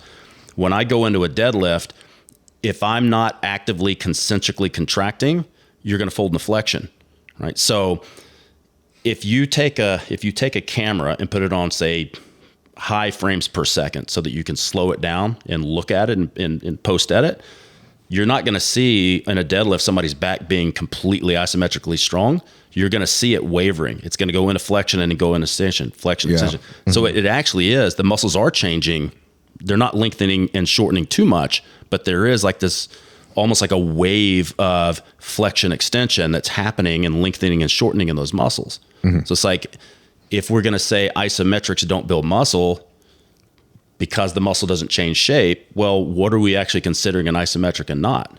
And so if you're doing a pec deck, that's, to me, not really an isometric, because you have these forces that you're trying to equalize across the elbow joint and across the shoulder joint. So if you're pulling, the weight stack is trying to pull you back to the beginning position. So there's always this happening. So you have these little, like, very small moments of time where you're actually probably lengthening and shortening, but it's at a non-visible rate. You actually can't see it. Yeah, you know? Right. Which is funny because I think Jeff Never just posted a video showing like there was not really any difference between doing lengthened partials versus full ROM. And they were still trying to discuss which one might be different in the future. But from the experiment, it seemed they were about the same. So, I mean, it's kind of interesting because like you were saying, you're doing literally microscopic movements of reps, I guess, in the lengthened position. It's just not visually, like, you can't really see it, but anybody who's done any of this work will know. If you're getting sore, something's happening. Charles used to call it the Vince Gironda EMG technique. Do 10 sets of something, and wherever it hurts the next day is probably what you worked. And I think that's pretty good, right? But look, everybody's they're chasing the secret. And is it lengthened partials? Do we do 1 1/4 reps in the lengthened range? Do we hang out and stretch in the lengthened range under load? And I would say you could throw a dozen things at me and say, do I do this? And I'm just going to go, yes. The one thing that people are forgetting is the most important thing is effort. If you're not training hard, you're just not going to grow that fast. Like if you just do mid-range movements and you train as hard as you can, and you have somebody who's prioritizing length and range and they're training 15% less than you, you're going to get better results than them, period. Yeah, I agree. Like before we had exercise science telling us what supposedly works and doesn't work, people were getting fucking massive. Yeah. Just going to the gym and fucking doing the work. There's a lot of variables, I think, when you're considering trying not to get injured, depending on how hard you're going and how far you're going with your own personal range of motion. But I think in the end, it's like, if most of us decide to change our type of training, but we are either advanced or have had at least multiple years training, I think we can all sense that we're still going to the same point of failure and we're still exerting the same amount. Yeah. So I think as long as we're doing that, that's the most important. And then the tracking of progressive overload like we do is just us making sure that we're not getting fat and we're still being productive. That's it. And I think for what bodybuilders need to get out of the lengthened stuff is, like 10 years ago when I started Muscle Nerds, we came out in our program design course and we said, look, most of your clients when they first come to you, whether they're gen pop and sedentary or whether they're an elite level bodybuilder, most everybody lift in mid-range mostly and some shortened range position, and they don't really go to a full lengthened position. So start people's periodization with mostly exercises that reinforce the lengthened position. Now, there was no research on that being superb for muscle growth. I was just telling people to do that because we need to take care of our joints. Everybody goes to the gym and they work their muscles, but they don't think about their joints until they can't get into a position. And for a bodybuilder, that's important because the more dysfunctional a joint gets, the more you're going to have to work around that. So it's like, you're like, well, I can't overhead press anymore. So then, I don't know, maybe I'm going to use a Vulcan press. Oh, well, now just even that machine hurts. So now I have to make a compensation. Pretty soon you can't get your arm over your head. So it's like, well, if you can't get your arm over your head without impingement, how the fuck are you going to do a double biceps? And I feel like what we learned from people like Knees Over Toes guy is to do the exercise that hurts. Yeah. Just, less weight. The thing is, like, tension. Try to go full range, not all the time, but try to reestablish that range of motion, because the more muscle you put on, the stronger you get. If you don't work that out, it just usually gets worse. And it's harder to fix it when you have gobs of muscle than if you just did it right the first time. So, there's like a lot of guys that come to me where they have pathological shoulder issues, and I have to have this conversation of, look, I'm going to tell you to do something you're not going to want to do. You actually need to atrophy a little bit. And like, I've worked hard for this muscle. I'm like, yeah, but now it's fucked your shoulder, and you are really close to having something happen to your shoulder where you're going to have to have surgery. Damn. So if you don't lose a little bit of muscle right now, and we do some things to reorganize a tissue, like biological tissue change, we need to reorganize this so that you can keep progressing. If you keep doing what you're doing and you blow your shoulder out, you're gonna be forced to stop training anyways. Yeah. And you're gonna atrophy to a larger degree. So let's take 2 steps back to move 5 steps forward. And they hate it, but sometimes that's if they're not taking care of business, that's what we have to do. Yeah, it sounds like retraining someone to do the squat form perfectly or more correctly. But how do you biologically with the tissues, like what were you explaining earlier? Yeah. Okay. So let's look at. All right. So we have like bones coming together. I call a joint, right? So you have a couple of bones or a group of bones that come together. And in order for those bones to move properly, then the brain has to direct the muscles on when to shorten, when to lengthen, how to fire, like motor sequencing of being able to get into certain positions. If the brain doesn't like what's happening, so let's say you start closing subacromial space in the shoulder, and every time you abduct and externally rotate, you get an impingement. You go into flexion, you get an impingement. The brain is going to try to do what it can to retain some type of function. So it's going to give you some pain so you stay out of those areas, and it's going to reorganize the tissue in order to protect the joint. So by that time, you've basically laid down collagen in a disorganized manner. Right. And a lot of the laying down of collagen is going to be based on stress lines. Right. So if we look at a stress line, like for the biceps, stress line should come through here. Right. Now, if your bones get a little off and get a little bit torqued, those stress lines, they start to deviate a little bit. And so the muscles you start getting almost like a twisting contraction, and that's going to alter the positioning of the bones. So then your brain goes, okay, I don't have enough space here. I don't like this. And every time we go to here, that hurts. So I'm going to cause pain. So you stay out of that. And I'm going to lay down collagen. Instead of it being like this, I'm going to lay it down like this to try to prevent some of this movement and motion. And that's where we build things like adhesions, or what people call like knots. Now you have this tissue where the tissue outside of that knot can kind of sort of function, but that knot's not extending and it's not contracting. So it's basically like sticking glue in there, so to protect the joint from being pulled even further out of where it needs to be. Right. So you can do manual therapy to try to start irritating that, and dry needling, microcurrent stimulation. But the biggest thing is movement. So we have to start reestablishing movement, which means we have to look at strategies for range of motion. We have to look at strategies for load management, and how do we work back into that position so that you can regain that function and then start to progress forward. What would these strategies be specifically? Yeah, so I know there's a lot of people out there with shoulder issues. Yeah, a lot of it is figuring out like, okay, what is the actual problem? So there's a couple of different ways to look at that.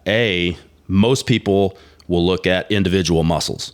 So they'll go, okay, like let's say it's your hip. You have symptoms of piriformis syndrome. But you don't really know. Like that's the most likely culprit, but it could be your piriformis, quadratus femoris, could be your go-go's, could be your glute medius. It could be anything in that area, or even unrelated, like indirectly related to that. So instead of thinking about attacking muscles and trying to diagnose what muscle it is, because even physios, a good physio or an osteopath will tell you, they'll do orthopedic assessments. It's just an educated guess. We actually have no idea why it's happening. But one thing we do know is I can either get into a position or I can't. So if I have somebody go into flexion and they get an impingement, it's less important to investigate what muscle that is. It's more productive to focus on what's preventing me from getting there. So it might be a simple length tension issue. So you might have, something's going on with your lat, maybe teres major, some internal rotators that's creating lack of joint space so that you can't actually go further. It could be too much tension on the front side and it's closing that joint early. So it's in order to start working around that, we go, all right, if it is like your lats or teres major internal rotators, let's train those at lengthened positions so that they give the joint some space. It might be on the opposite side. It could be your shoulder flexors creating joint enclosure early. So now you have to do something different. So you have to stretch the other direction.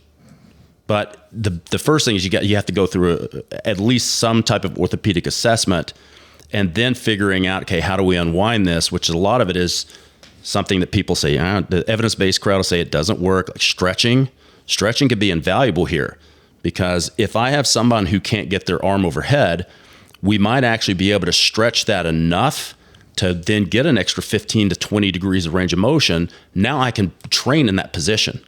So let's say this hurts, okay, but this doesn't hurt. All right, so landmine presses, not a real bodybuilder thing to do, but if you can't go overhead and you want to go overhead, well, you can find an angle that you can still apply tension without causing joint irritation. Gotcha. And then we're going to use stretching, we're going to use activation work, in-range liftoff, anything that we can use to free the joint up.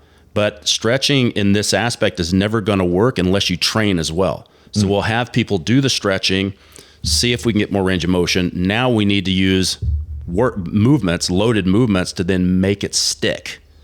And over time, if I can get the brain to not safety guard that joint, I can actually work on it. So then movement is your medicine at that point. It's Okay. like, Gotcha. use low loading, don't lift. If you feel pain, stop. So it might be like I have a client right now, anything over 5 kilos, she goes overhead, hurts, but she can lift with 5 kilos. Once she hits 10 reps, now fatigue management is an issue, because now the joint's fine until she hits fatigue. So the prescription for this is stay at 5 kilos. When it doesn't hurt at 10 reps, try 11. When it doesn't hurt 11, go to 12. So you have to slowly get this stuff better, because in a lot of cases, this tissue, it can take months to fix. Right? Muscles are really easy. You have a muscle issue, muscles can repair themselves in 48 to 72 hours. If it's a soft tissue injury in the joint, like a tendon, ligament issue, or fascia issue, then that's going to take a lot longer. Tendons can take months. Ligaments can take about twice as long as tendons. So let's say you have a tendon issue, it could take you 3 or 4 months. A ligament issue could take you 7 or 8 months or longer. A fascial issue could take you a year or longer. Gotcha. Because this stuff doesn't reorganize itself that quickly. Right. And the older you get, the longer it takes. Awesome. Sounds like my left shoulder. But this is why peptides are great. Awesome. Before I came over, I had a talk with a guy who's coming on for training, and he's getting really close to getting his pro card. And he's having some issues. We were talking about it. He says, yeah, I think it's my left hamstring. He goes, I think it's the medial, so semimembranosus tendinosus, something like that. And I go, well, hold on a second. Before you start dialing in on what muscle you think it is, just keep in mind there's a lot of stuff in that area. So where you're feeling it could be the issue, or it could be something else. So we keep talking, and he goes, yeah, I really feel it when I do single leg or unilateral leg press. I go, interesting. So let's investigate that. Now, when you do unilateral, there's 2 different ways people are going to do this. Are you putting that one leg in the middle of the sled and doing it that way, or are you keeping it off to the side? And basically doing a bilateral but removing a leg. He goes, that's interesting that you asked that, because I train at 2 different places. When I train at one place, I put my foot in the middle of the sled and it doesn't hurt. At the other place, I can't do that because the rails are there. I have to keep my leg out to the side. That's where I feel it. I go, okay, so is it a semimembranosus tendinosus issue, or is it your adductor? Because that would make sense now that your leg is out there, that it's already being stretched. And if you have some type of adhesion in that adductor, there's going to be a reason why you feel it on that one and not the other leg press. And he goes, should I even think about that? And I go, well, it's not something a bodybuilder would normally think, because it's a 95% sagittally dominant sport, right? So what are bodybuilders good at? Moving things this direction. They're terrible at moving things to the frontal plane than the transverse plane. So they never tend to do stuff because they're not bodybuilding exercises. So like getting people doing more weighted mobility as some of their exercise. And yeah, stretching, even though people will, I'll die on this hill where people say stretching doesn't work. It's just a tool. It works just as well as everything else if you know how to use it correctly. So people will tell me, well, stretching doesn't work because when I stop stretching, I lose my flexibility. I'm like, cool, then bench pressing doesn't work. Like, what do you mean? I go, well, if you built your bench press up to 405 pounds, you didn't bench for 3 years, you wouldn't be able to bench 405 pounds. So now if stretching doesn't work because you stopped using it and you lost some of that flexibility, then bench press also doesn't work because you stopped doing that and you're going to shrink and you're going to lose size. So it's a really weird argument. And people have to stop throwing the baby out with the bathwater and just understanding these are all tools, and those tools are going to be appropriate on demand for when you need them. It blows my mind that some people will say that stretching doesn't work. That's kind of crazy. I mean, do you know Coach Christopher Sommer at Gymnastic Bodies? Mm-hmm. So he's probably one of the most well-known gymnastic coaches. He created a whole program about building the gymnastics body and brought scalable gymnastics, calisthenics stuff to general population. Mm-hmm. And 40 years, he was a national coach for American gymnastics. So I've known him, 15 years. And I was in Phoenix recently. We went out to dinner and we were talking about all this. And I go, I don't understand. Like, gymnasts do like 2 to 3 hours of stretching and then they get on the rings, or they do 2 to 3 hours stretching and they go tumble, and people go, well, it's going to kill your performance. And these are the best athletes in the world. And they're all flexible as shit and also massively powerful. Mm-hmm. So it's such a weird thing to say stretching isn't helpful when you have martial artists and you have gymnastics and you have all these people that do tons of stretching and still perform at a high level. Mm-hmm. But a lot of people have a misunderstanding of what stretching actually is, and there's more ways to stretch than just like sitting in a static stretch. Mm-hmm. What are these other ways? So you got, ballistic stretching, dynamic stretching, which most people will know, like when they're doing leg swings before workout, right? Yep. And that's a good way to get into like rapidly extending the muscle and preparing the joint, preparing the muscle for dynamic movement. But you obviously have static stretching. I use a lot of PNF stretching. So basically contract, relax. So if you look at stretching, it works on a number of things. We could look at what we talked about, biological tissue change. If you hold a static stretch for a long time, the tissue, because of the tension you're putting through the tissue, is going to now change shape biologically. Right? That's the adaptation. Mm-hmm. Just like lifting weights causes the muscle to either put more sarcomeres in series or sarcomeres in parallel. The muscles either get longer or thicker. Stretching will do the same thing. Stretching is strength training.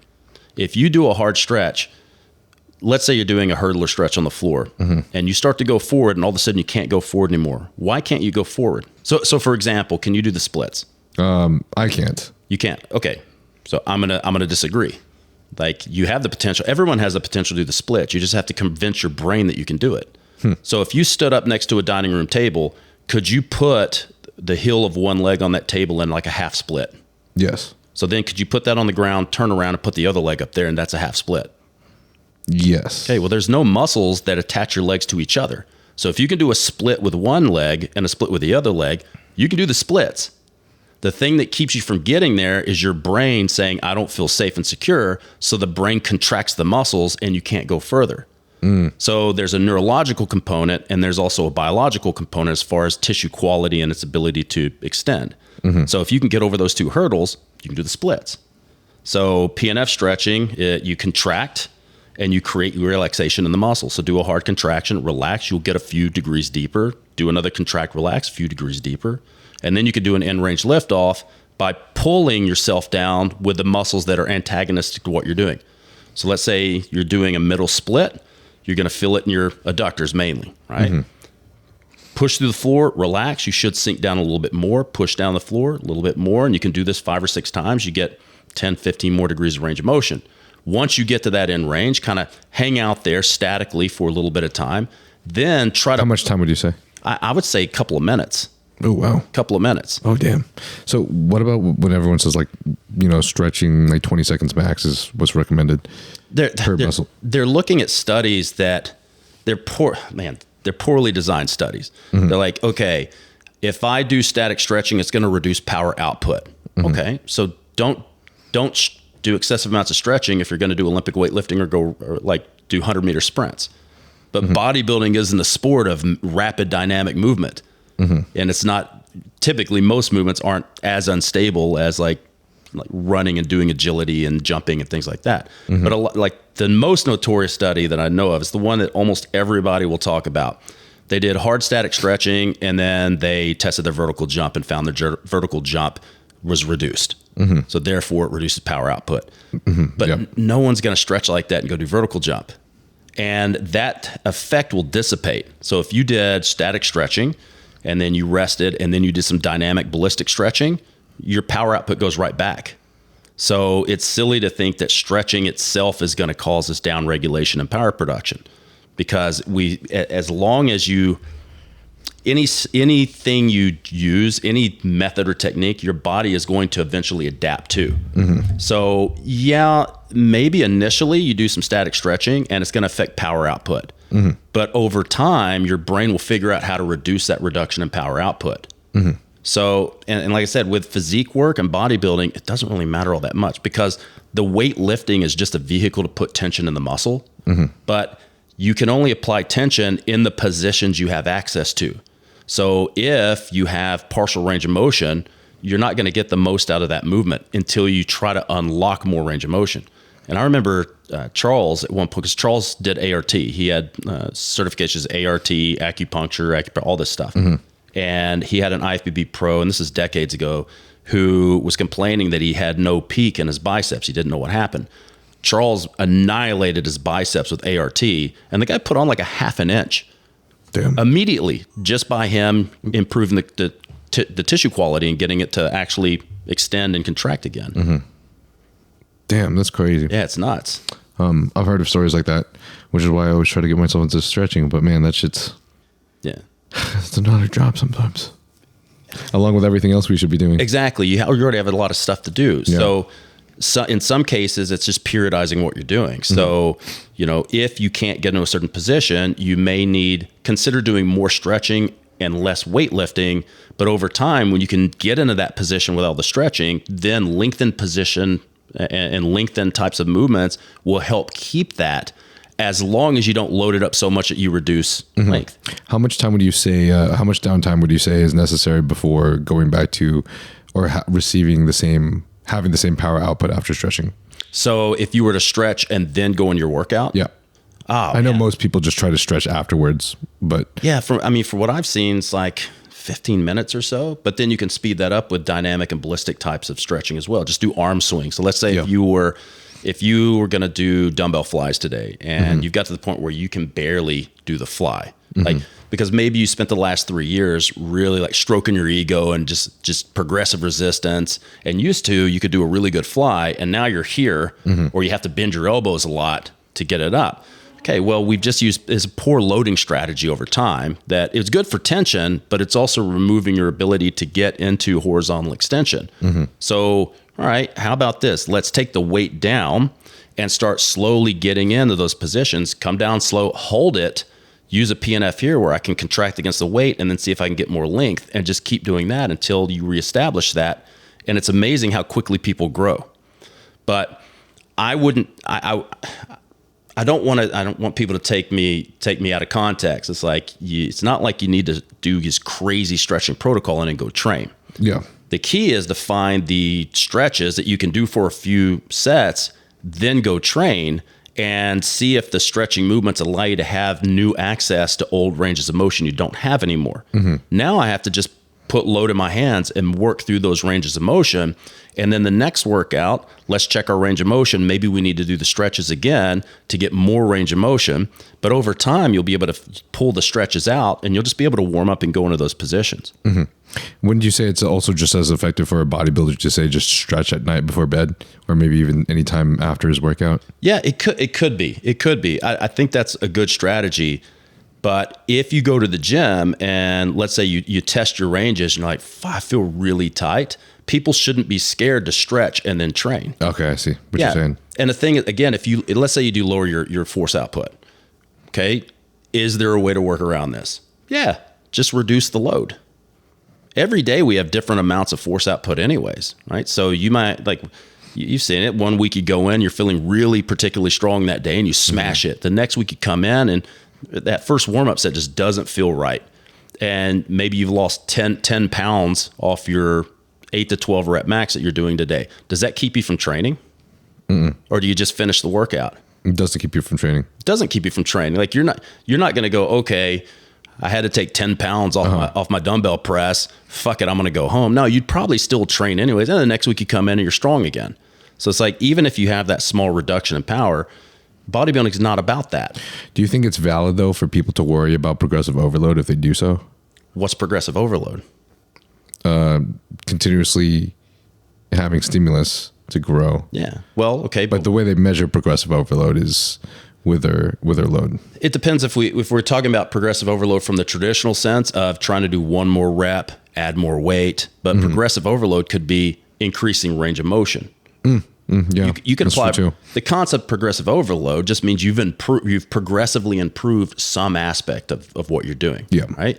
So I even use this for endurance athletes. Like, what's progressive overload for endurance athlete? Well, they're doing their endurance stuff. They're starting to make more red blood cells. So I can see on someone's labs where their red blood cells was this number. And then after 3 months of endurance training, it's this number, and that's improved. That's progressive overload as well. Yeah. But I think it's more important for people to pay attention to their bodies and say, okay, we have to progress, and you should be progressing something in most workouts. If you're not, you're probably doing something's not right. Like, you're either using movements that aren't right for you, or you've tried improving load or improving something a little bit too fast, which you can get away with for a small period of time. But eventually there's a ceiling where you're not going to be able to push more than that unless you figure out why, like, what's the problem? Like, too much load, too much volume, too much frequency, not enough rest. You know, you push it for months, you're going to feel that. Right. And then you go, okay, well, what's the logical thing to do? Do a deload. Either do a deload for volume or take a week off and let everything recover. Do you think there's any distinctive difference in deloading versus taking a week off? Depends what we're talking about. If we're talking about bodybuilders, if you're bodybuilding, I usually don't use deloads because we try to build that in. Again, like, we have to think about what is weight training to a bodybuilder. I mean, what's the point? What is the weight training doing?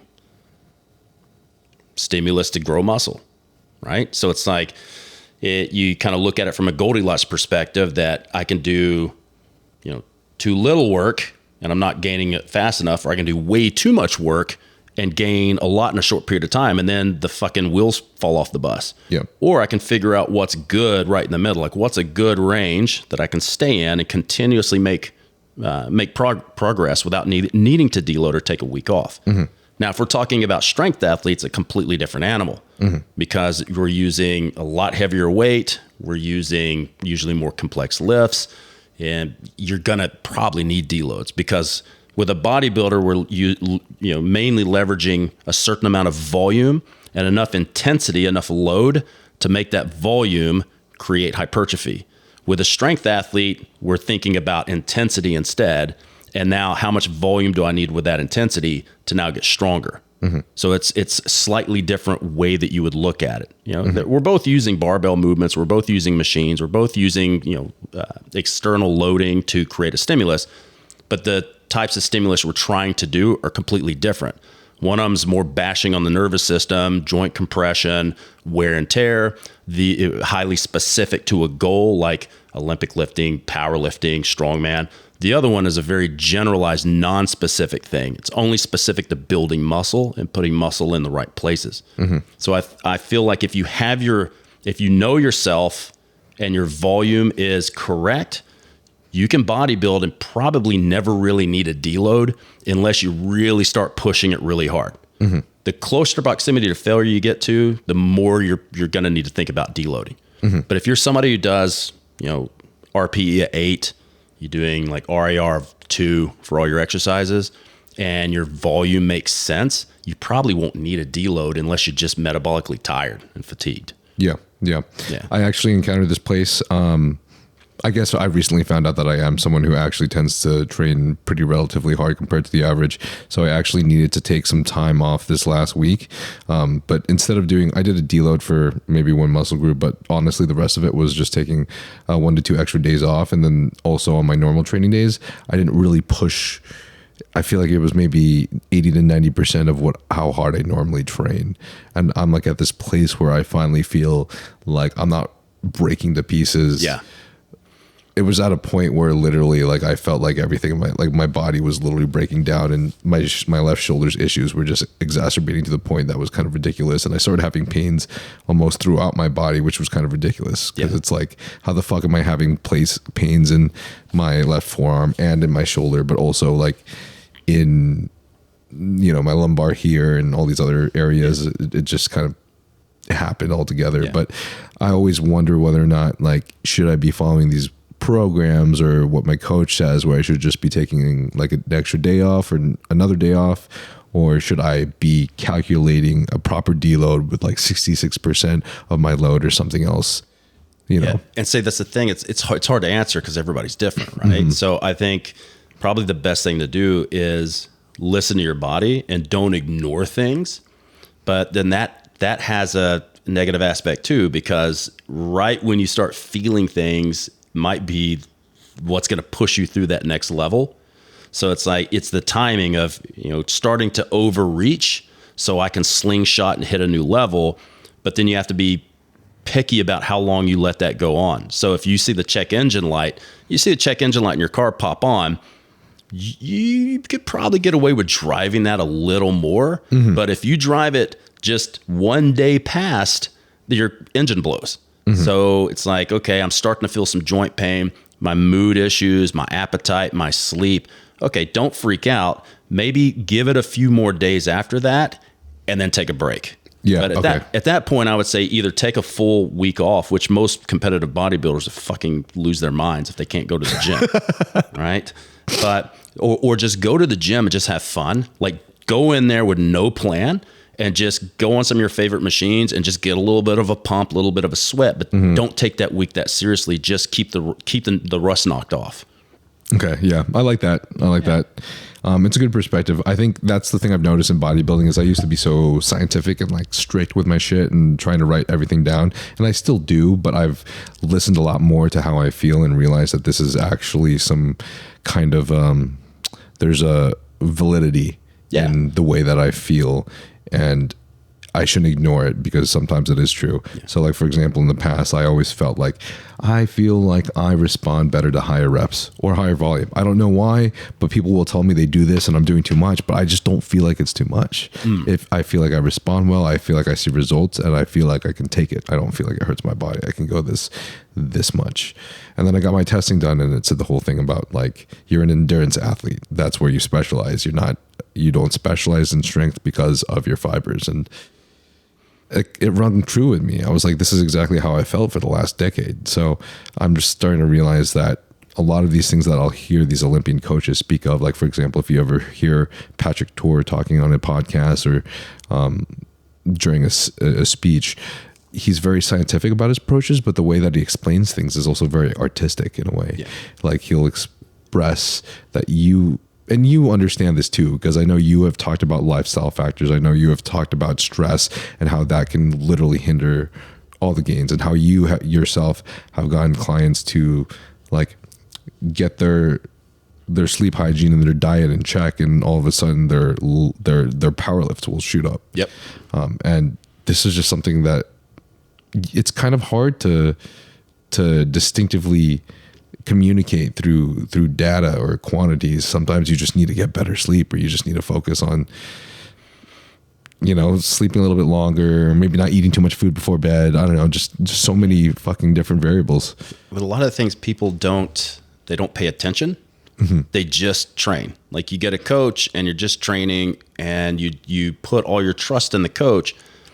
But like, part of that onus is on you to recognize and talk to your coach about how I feel. Like, man, like my elbow's really starting to not feel great. Like, the coach needs to know that, because that's a data point.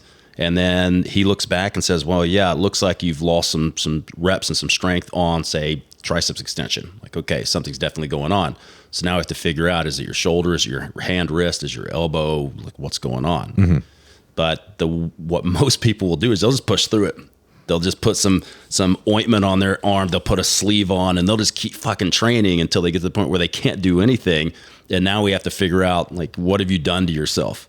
But that's what I like about bodybuilding too, and powerlifting. Most of these things they're not team sports. They're individual journeys. And it's the growth you get in learning so much about yourself if you're paying attention.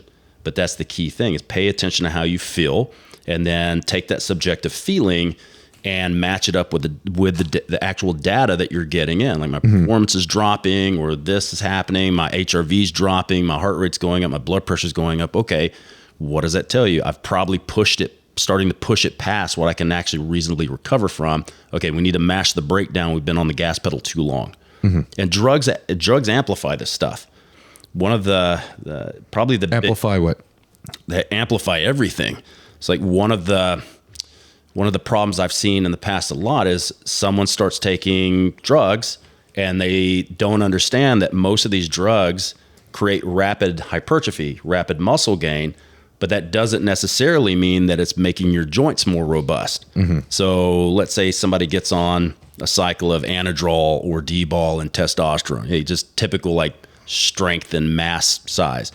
And all of a sudden they're pushing 40 more pounds on their bench, and they get really excited, and no one's there to tell them, hey, I know you're excited because you hit this big 40-pound PR, and I know you're like, I want a 60-pound PR, but just keep in mind your joints are still catching up, and they'll keep pushing it, and then they tear something. And it's like now their new PR is a 0 PR because they can't do the movement anymore anyways. So a lot of people won't pay attention to what's happening. They won't pay attention to, I'm growing really quickly in one area, but is there a consequence on another area I haven't thought about? And they don't think about that until something starts to hurt, or they're prohibited from doing a certain movement because they're in pain. Yeah, I think that's happened to me. I don't know what's going on with my shoulder right now, but I think me reprioritizing my training to focus lats over chest, because my chest is, I think my lats is something that I can always improve for the classic physique, but I think my chest is in a good place. So I'm doing what you said earlier. I'm repartitioning a lot of my volume into my lats. And I think doing so has put my left shoulder in a really weird place where I'm having like stabilization muscles, like overtaking, and I'm not sure what exactly is going on, whether or not they're trying to overcompensate for maybe tightness in a place that's putting it in a place that's not in homeostasis. But I'm in this weird area where it feels like the external rotator, the muscle in like my back that's kind of close to the lat and close to the rhomboid, is extremely tight. And I think that's also causing tightness in like the left trap, and then maybe a little bit of weird shit going on with maybe my internal rotator and the muscles here around like the chest, upper chest, shoulder area. And it's just causing this crazy tightness that just feels like it's fucking, ramming my arm into my shoulder. Yeah. So you lose that subacromial space we talked about, right? So you basically, humerus is getting sucked in the acromion. Yeah. And now, okay, what runs through there that's really important for your shoulder? Supraspinatus. Yeah. So you start ramming into that. Now the supraspinatus can't stabilize the head of the humerus. Now your delt has to try to do what the supraspinatus is supposed to be doing, and then it just sucks it in even more, right? So now you start getting grinding in there. So your brain goes, I don't like this. This is all inflamed. I have no space. And now it tightens up everything. And now it starts to tighten stuff up. So over the last few years, everybody's gotten really obsessed about training their lats. And like everybody is like masturbating to lats. I'm like, okay, first everybody was, it's a bench press bukkake. Now it's lats, right? And these are all going to promote internal rotation. And I don't think people are focusing enough about their upper back. Focus more on your upper back, because if your lats are pulling you into an extension internal rotation, you're going to end up with that watermelon farmer look that people get when they bench press and work lats too much. Yep. Like they're walking through like they're holding a couple of watermelons in their arms. It's like, then they try to externally rotate and they can't externally rotate anymore. Then when they try to bench or do anything in this position, fuck, that's destroying my shoulder. Trying to get my arm overhead fucks my shoulder. There's a lot of muscles that people don't normally think about, because when we go to the gym, we train what we can see. So you're going to train your pecs, you're going to train your shoulders, you're going to train your lats. But what about the muscles that are deep that a lot of personal trainers don't even know about? Like, what about, okay, people talk about pec minor tightness, but what is that actually doing? Because that, if you're doing a lot of lat and a lot of direct pec work, the pec minor is a tonic muscle. It's a stabilizer muscle. So anytime you have a tonic muscle, they are really prone to hypertrophying and shortening when the origin and the assertion of the muscles get closer. So if you're doing a lot of this and you're starting to get that watermelon farmer look, that pec minor sitting at the coracobrachialis or the coracoid process and attached at your ribs, it's going to pull the scapula toward the ribs. So your scapula is going to start to anteriorly rotate. It's usually going to elevate and then smash down in your rib cage. So then when you try to go the opposite direction, it doesn't want to let the scapula move, right? So then you go, okay, this hurts. This really hurts. I feel like my external rotator is really tight. They're probably at length. They feel tight, but they're actually just stretched all the time. So we have to work on getting the pec minor, and I would say anything, well, I call it the coracoid gang. So pec minor, coracobrachialis, short head biceps, work on trying to get those things to calm down with like stretching and possibly manual therapy. Then train everything on the opposite side so we can try to get this stuff rotated back. Okay. That's exactly, I went to my active release therapist, Dr. Michael. He does like work for a lot of other people in the industry, including all the guys at Young LA and shit. And he did active release therapy on the corticoid, just that entire area. Oh God, it's horrendous. Oh yeah, it was painful as fuck too. But I mean, it definitely helps, but it's like, man, now I'm trying to think about like, what do I do moving forward? What's the best route? Would you recommend me personally? I know other people don't need this, but me personally, like just not prioritize only lats. Like, do I need to continue hitting, my mid upper back at the same frequency, my chest, I would say the same frequency. Yeah. Focus a lot more on the back of your shoulder, a lot more on the upper back, for sure. Because 9 times out of 10, when somebody comes to me with this type of problem, it's the same thing. Everything's inter-rotated, medially rotated. The scapula's out of position, and the shoulder is dictated primarily by what your spine is doing and what your scapula is doing. So like it goes spine, scapula, glenohumeral joint. So if you're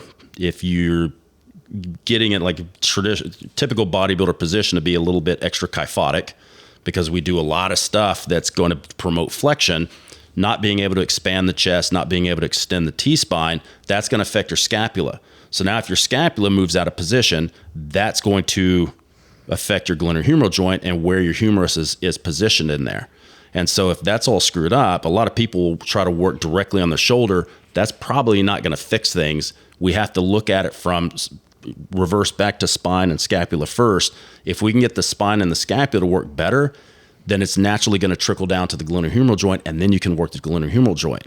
Because in a case like yours, where somebody has let it go this far, because you're like, I just came on, it's a chronic issue.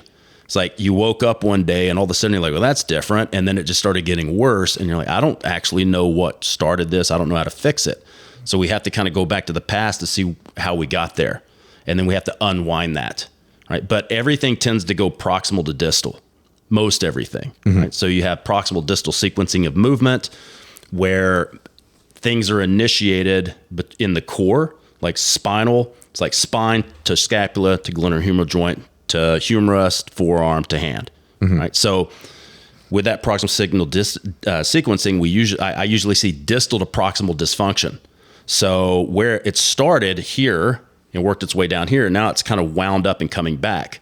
So we have to look at it from this area, but also this area as well. Which means we might need to change hand position. We might need to change arm orientation. We might need to reinforce a different position when we do things like, I'll give you an example. Let's say you're going to do a single arm pull down. I'll see guys that when this happens, they can't pull down like this. They'll pull down, they run out of room in the joint, so they scour and they end up pulling down like this. So and rows too, instead of being able to just pull in a shoulder extension, they have to do this because they have no joint space anymore. So what I'll do is I'll set them up in an externally rotated position. So instead of doing it here, we might do it pull down here, or we might row here. So we try to get the brain to understand how to get back into external rotation instead of pulling and having to scour out to achieve internal rotation. Okay. But a lot of it has to do with, do I have the available joint space or not? Gotcha. If I don't, like you still have to train. Like if you're getting ready for a show, you can't just take time off and try to rehab a shoulder. You have to find a way to keep training because you have a date you have to compete. But if you keep doing the same thing you're doing, maybe you get injured before you get there. Or maybe you don't get as much hypertrophy and as much development because you now have to compensate and focus on other muscles that you didn't want to focus on. Right. So then instead of it being a lat movement, you start becoming primarily biased to, I don't know, teres major or something like that.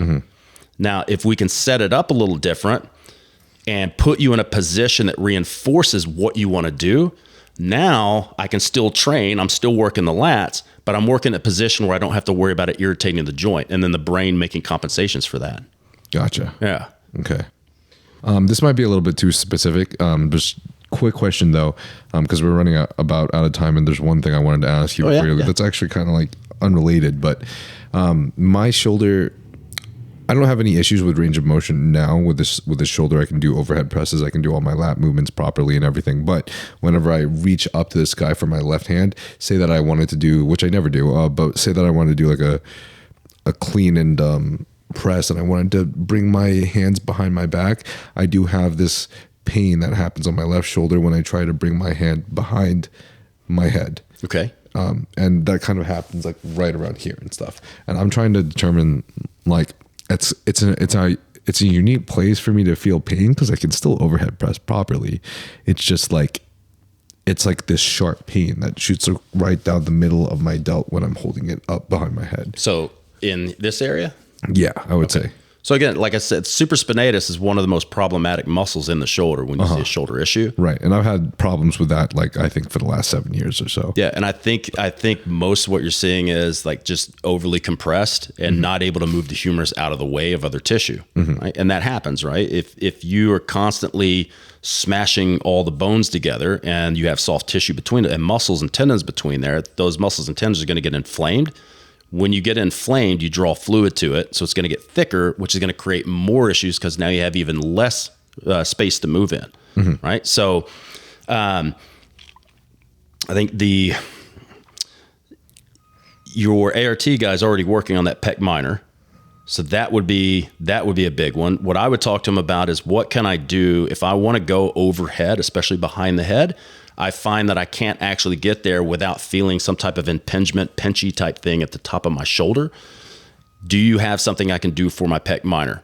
So he's used to getting in there and like mangling you and making it work.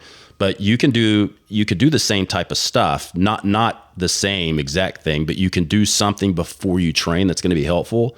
I would take like a golf ball and put it in that area and then lean into like the corner and just roll it around. So we kind of do a junkyard dog ART thing. You're just trying to mangle it so it calms down. I do a lot of this junkyard dog shit. Yeah, it works, right?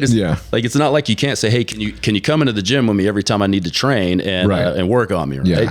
Yeah. So it's like, part of it is getting that tissue to calm down so it lets the bones now move, right? And then working on, don't think about it, kind of going back to our tonic muscle type of thing. You have tonic muscles and phasic muscles. Tonic muscles are kind of your internal stabilizers, and the phasic muscles are more of your dynamic mover and gross stabilizers while you're in movement.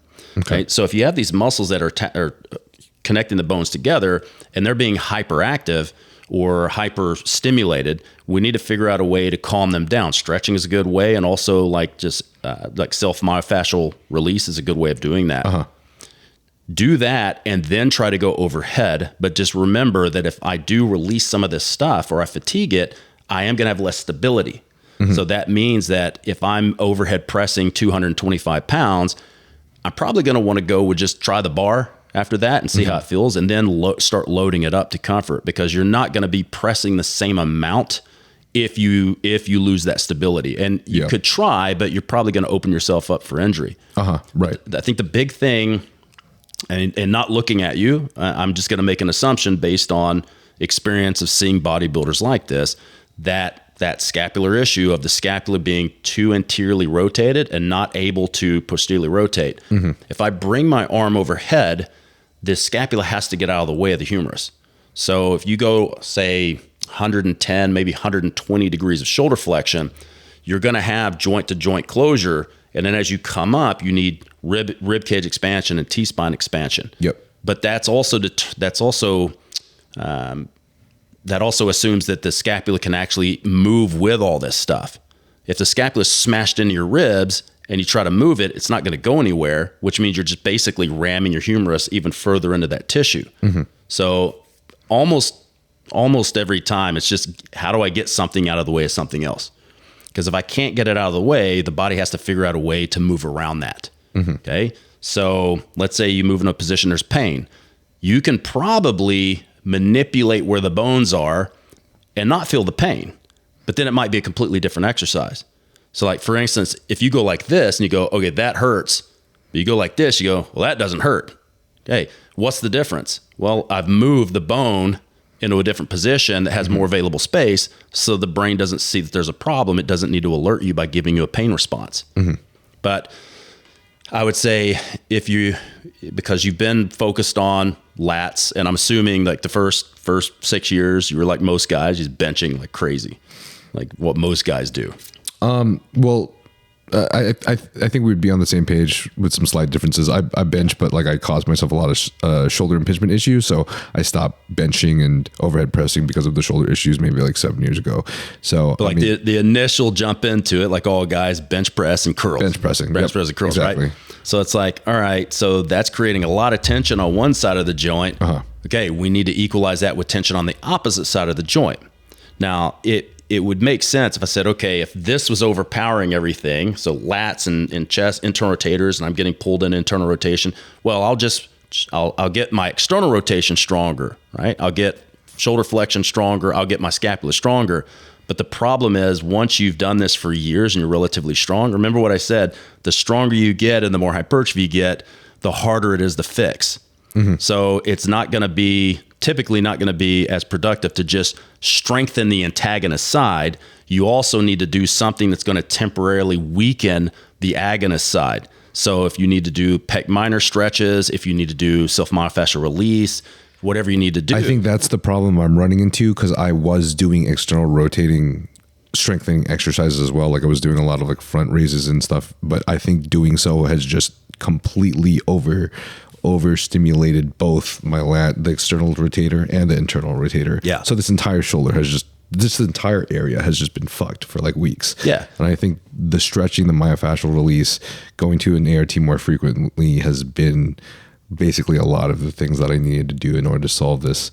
Now you just have to be consistent with it long enough, and don't, like, the times you go in to see your ART guy, he's going to do a lot of good work for you, but you have to understand, you have to maintain that stuff. And every time you go into the gym and you don't do that stuff, you're just fighting his treatments that he's trying to do to help you. So it's like going in and not being afraid to stretch before you train, especially look, if you're going to go do a back workout, if you stretch internal rotators, if you stretch your chest, is that going to have a negative effect on working your back? No. It's actually going to make it easier to get a muscle contraction in your back. It's going to make it easier to get in the range of motion, the positions you want to get into. So you probably don't want to go and like mangle your chest with a bunch of stretching and then try to bench press. But you could mangle your chest and then work your back. And I think, again, for a lot of people that don't put enough emphasis on working what's between the shoulder blades, they're too busy working on the lats, and that is important. Like lats also stabilize the spine, stabilize the glenohumeral joint, stabilize the hip. But you know, a little bit goes a long way. So if people are doing a lot of lat work and they're ignoring the fact that the meat between their spine and their shoulder blades is what's actually holding all that together and stabilizing it. They're just doing like lat specific this, lat specific that, and they're not doing anything for rhomboids, middle traps, lower traps, left scap. They're not doing anything that's actually attached to the spine and the middle part of the scapula that's going to pull that back and keep it in position.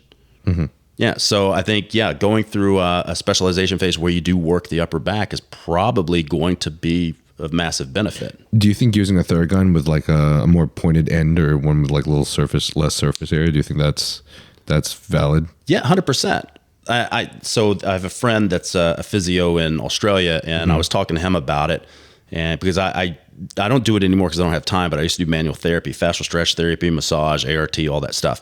And I had some issues where he was using a Theragun, and we were talking about how we like to use the Theragun, and he made a valid point that he uses his Theragun exactly like he would massage, but he can do it faster with a Theragun without mangling his own hands to do it. I was like, okay, that's pretty good. And he said, just treat it like you're doing a massage. So if you wanted to use it on, say, your pec minor, right? You could put it under here and go on the ribs. You could put it on top and try to get it through there, but don't just hold it. People will just hold it down and go, or they'll just go like this. You're not doing anything. Like, get good pressure and work up the muscle. If we know that muscle is here, we want to work up and down the muscle this way, or get onto the ribs and do it that way, right? Okay. Instead of just across the fibers. Yeah, so just work it up and down the fibers, work it across, do cross friction, work it up and down the fibers. Because what you're realistically trying to do is create some overstimulation so the muscle calms down, so it relaxes, right? So that's a good way of doing it, and then move into your stretch. So you might even do something like hit it with a Theragun pretty aggressively, then do the self-myofascial release, then do the stretching, then go work your back. Gotcha. What do you think about the 10-7000 unit? The what? The 10-7000. Do you know that? Is that a new TENS unit? What was there an old TENS unit? Yeah, TENS unit's been around forever. What was the? I didn't think 10-7000 was new though. I thought it was made in the 2000s or something. But yeah, it's a TENS. Just a TENS unit. It's a TENS. TENS are fine. Yeah, TENS are fine. I mean, I think if we're doing what we're thinking about, like TENS, sitting at home, use a TENS unit. Yeah, I don't use them, but because it's just an extra expensive piece of equipment to use, right? But one of my friends bought it for me for like a gift for my birthday, so that's nice. I have it. Yeah, I mean, try it. Again, everybody's going to get a different response to it, but like I wouldn't be going like I wouldn't go with the Gold's Gym and be sitting there with a TENS unit like hanging out. yeah. But I mean, sometimes I wonder though, like, is it actually going to help with release, or is it really just for pain? You know, I like to keep things simple. Like if I can't fix it with stretching and self-myofascial release and maybe a Theragun, then it's probably something you need professional help for anyways. But the only way to find out is to try it. And I think the most productive thing to do is find a number of tools that work, because years ago I did a cadaver course with Tom Myers from Anatomy Trains. It was in Boulder, Colorado. It was 5 days, 8 dead bodies, untreated. We just got our guys out of the freezer and just started cutting them up, right? And he said some statements that changed the way I view some of these things. One of those is that he says, look, are there 600 muscles in the body, or is it one muscle in 600 compartments? And I was like, okay, so that's interesting. So what you do in one area of the body is going to affect everything else. And at one point I cannot remember what he was pulling in the hip, but you could see the guy's foot moving just from something we were doing in the hip. And you would never think that some small muscle in a hip is going to have that much of an influence on the foot, but he would show that. Yeah. Or like someone have a scar and he'd pull on the scar and you could see it move somewhere else in the body. So all these things are related. Right. Yeah, sorry. I was just thinking about one thing. I had this tendinitis issue that's all the way down here to the thumb, but my active release therapist was going all the way up the forearm and even up here just to work on that, because it literally goes all the way down. Absolutely. But it was just a thought I was having while you were talking. You get people with what's it called? Carpal tunnel. Where are they going to fix? They're going to go in here and they're going to route it out to give more space in the where the nerve is coming through to the hand. Now, I learned a long time ago that most of people's carpal tunnel has nothing to do with the wrist. It's usually a tight pronator teres. So you see it with people that have repetitive like flexion and pronation issues like mechanics. And 9 times out of 10, it's tight pronator teres that's causing the carpal tunnel. If you send them to an ART guy and they release the pronator arteries and they work on more supination, the carpal tunnel goes off. Sorry, we went way over time. That's crazy. My bad. No, that's a good thing. I think we went like an hour over what I normally go for. Shit. That's how you know this shit's good, though. But I had one last question that I want to ask, because I was very curious when I heard you talking about this. But you were discussing, man, there's a lot of things I actually wanted to ask you. Fuck.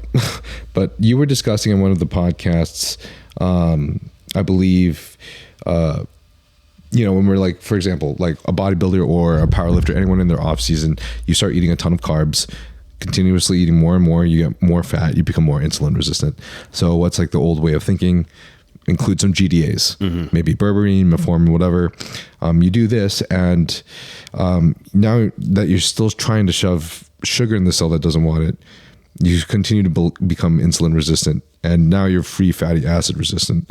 So I kind of wanted to know more about your perspective on GDAs, because there's a lot of people in the industry, a lot of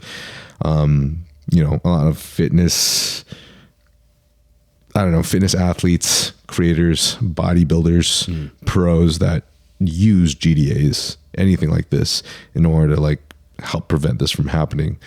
So, I mean, do you have a perspective on this? What are your thoughts? Yeah, look, GDAs have been around forever, like forever. And I used to use them when I was younger, and then I realized it's probably not the best thing to do. But in order to understand this, you have to look at what insulin resistance is. Right? So people go, insulin resistance is bad.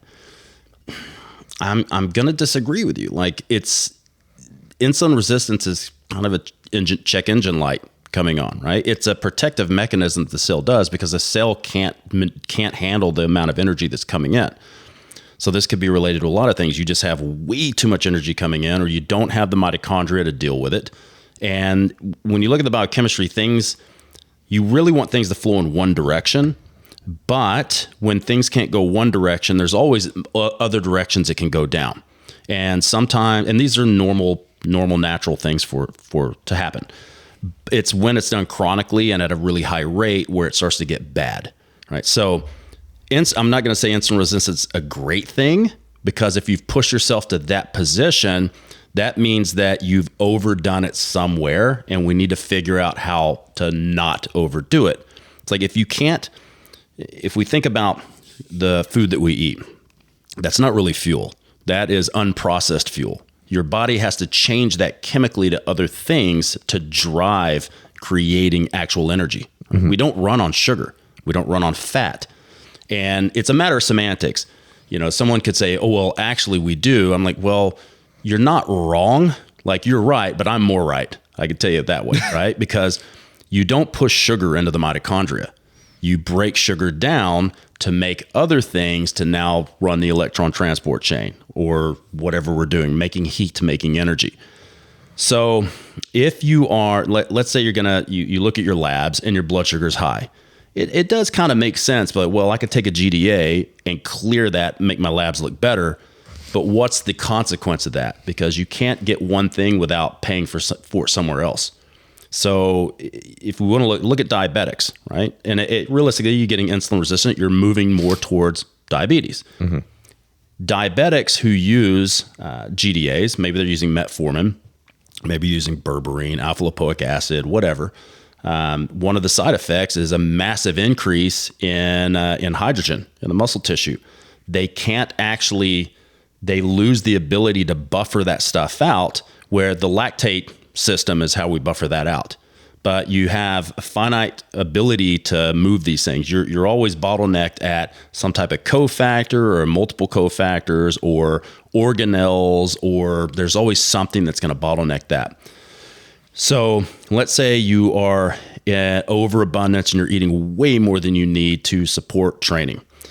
You have to do something with that, because toxic levels of energy in the bloodstream can kill you. So if we look at sugar as a form of unprocessed energy, if your sugar gets too high, what happens? You can go into a coma and die. If it gets too low, what can happen? You can pass out. You could also die, right? What about your blood lipids? Your blood lipids get too high. That has other effects that are not good. So people need to stop. What they need to realistically do is stop focusing on trying to gain the most amount of weight in the off season, because what's the point if it's not high quality weight? Like we were laughing at, about Lee Priest. Lee Priest is notorious about this. Lee Priest, guys, he's short as shit, and he would bulk up to like close to 300 pounds in the off season, eating KFC and McDonald's and all this, and he'd shred it all back down, and he'd get on stage and be shredded. Like that's the old school way of doing it, and we know that that's probably not the best way of doing it. Yeah. Every time you bulk and cut, you're driving inherently unhealthy process. And bodybuilding is not about health. I mean, let's be honest, it's about winning, right? But we probably want to try to make this as healthy as possible, right? There's always going to be some inherent risks, but we definitely don't want to drive it to being as unhealthy as possible. So you start taking GDAs, you're always going to have a consequence by trying to force the body to do something it actually doesn't want to do. What do you think, what would you say those consequences are for the people that don't quite understand? I don't either, like the increase of hydrogen in the muscle, like what that might result in. We'll say like this. Well, the first thing is fat storage, right? So if let's say you have fatty acids and glucose in the bloodstream and it can't be put into muscle cells and stored. You can't store it as glycogen. You can't oxidize it. It has to go somewhere because, again, if it gets too high in your bloodstream, you're going to die. So you start pushing that in the fat cells. Well, now fat cells get bigger. That's probably what you don't want when you're trying to bodybuild. Like, we're going to accept that you are going to push at the point where you're gaining a little bit of fat. But these guys who get like really fat in the off season, like that's not necessarily a good thing. And it's not doing anything productive. It's not, fat is not going to make you stronger. Fat is not going to make you contract the muscles harder. So we just have to assume that muscle can only grow at a certain rate. If you add drugs in there, you can amplify that a little bit, but even drugs have a limit as well. Yep. And so let's say you go on a massive bulk and everybody's commenting on how big you look. They haven't seen you with your clothes off. They just see in your shirt and you're like, oh man, you're looking big, blah, blah, blah. And then one day you get out of the shower and you look like a fucking melted candle. And you're like, fuck, I do not look good with my shirt off. And now you freak out and you start trying to shred all that back off. But the body does have limits. There's a range of what we can do. And if we try to push it past that to extremes, the body's going to react in a negative manner and something that's not really going to be productive towards the goals that you're looking for. Do you feel like that could be a result of including things like GDAs, like increase of fat storage? Yeah, I mean, look, there's some of the side effects. Like you're going to, like, let's say again, going back to a diabetic, what's one of the top side effects of taking metformin? They'll say lactic acid. But what they're really trying to say is it's going to create a situation where you're pushing so much sugar into the cell when the cell doesn't want it. It has to get rid of it, right? Because again, there's a consequence. If I'm breaking sugar down in the pyruvate, I'm releasing hydrogen. Okay. If I'm pushing a bunch of sugar into the cell artificially with a GDA, you're going to ramp that up faster than you can neutralize it.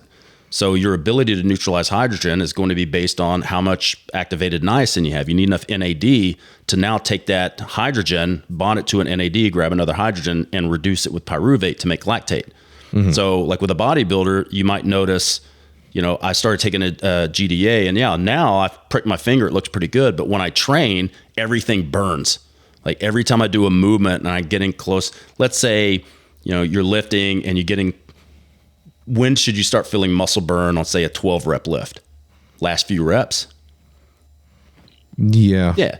But then you start training, like on rep 3, your muscles are already on fire. Damn. That is showing me that you're having a failure in that ability to remove hydrogen and buffer that out. That's going to kill your performance, number one. Yep. Right? So that's a side effect of it. Okay. Then if you get to the point where your body goes, nah, fuck this, starts pushing more fat into the bloodstream. What's another consequence? Possibly getting fatty liver. And that's a big thing that people don't address. Like a lot of people will look at their labs and they go, oh, my liver markers are up because I'm on 17 alpha alkylated drug oral that is causing some liver discomfort. They never seem to think maybe I'm getting fatty liver from my last bulk.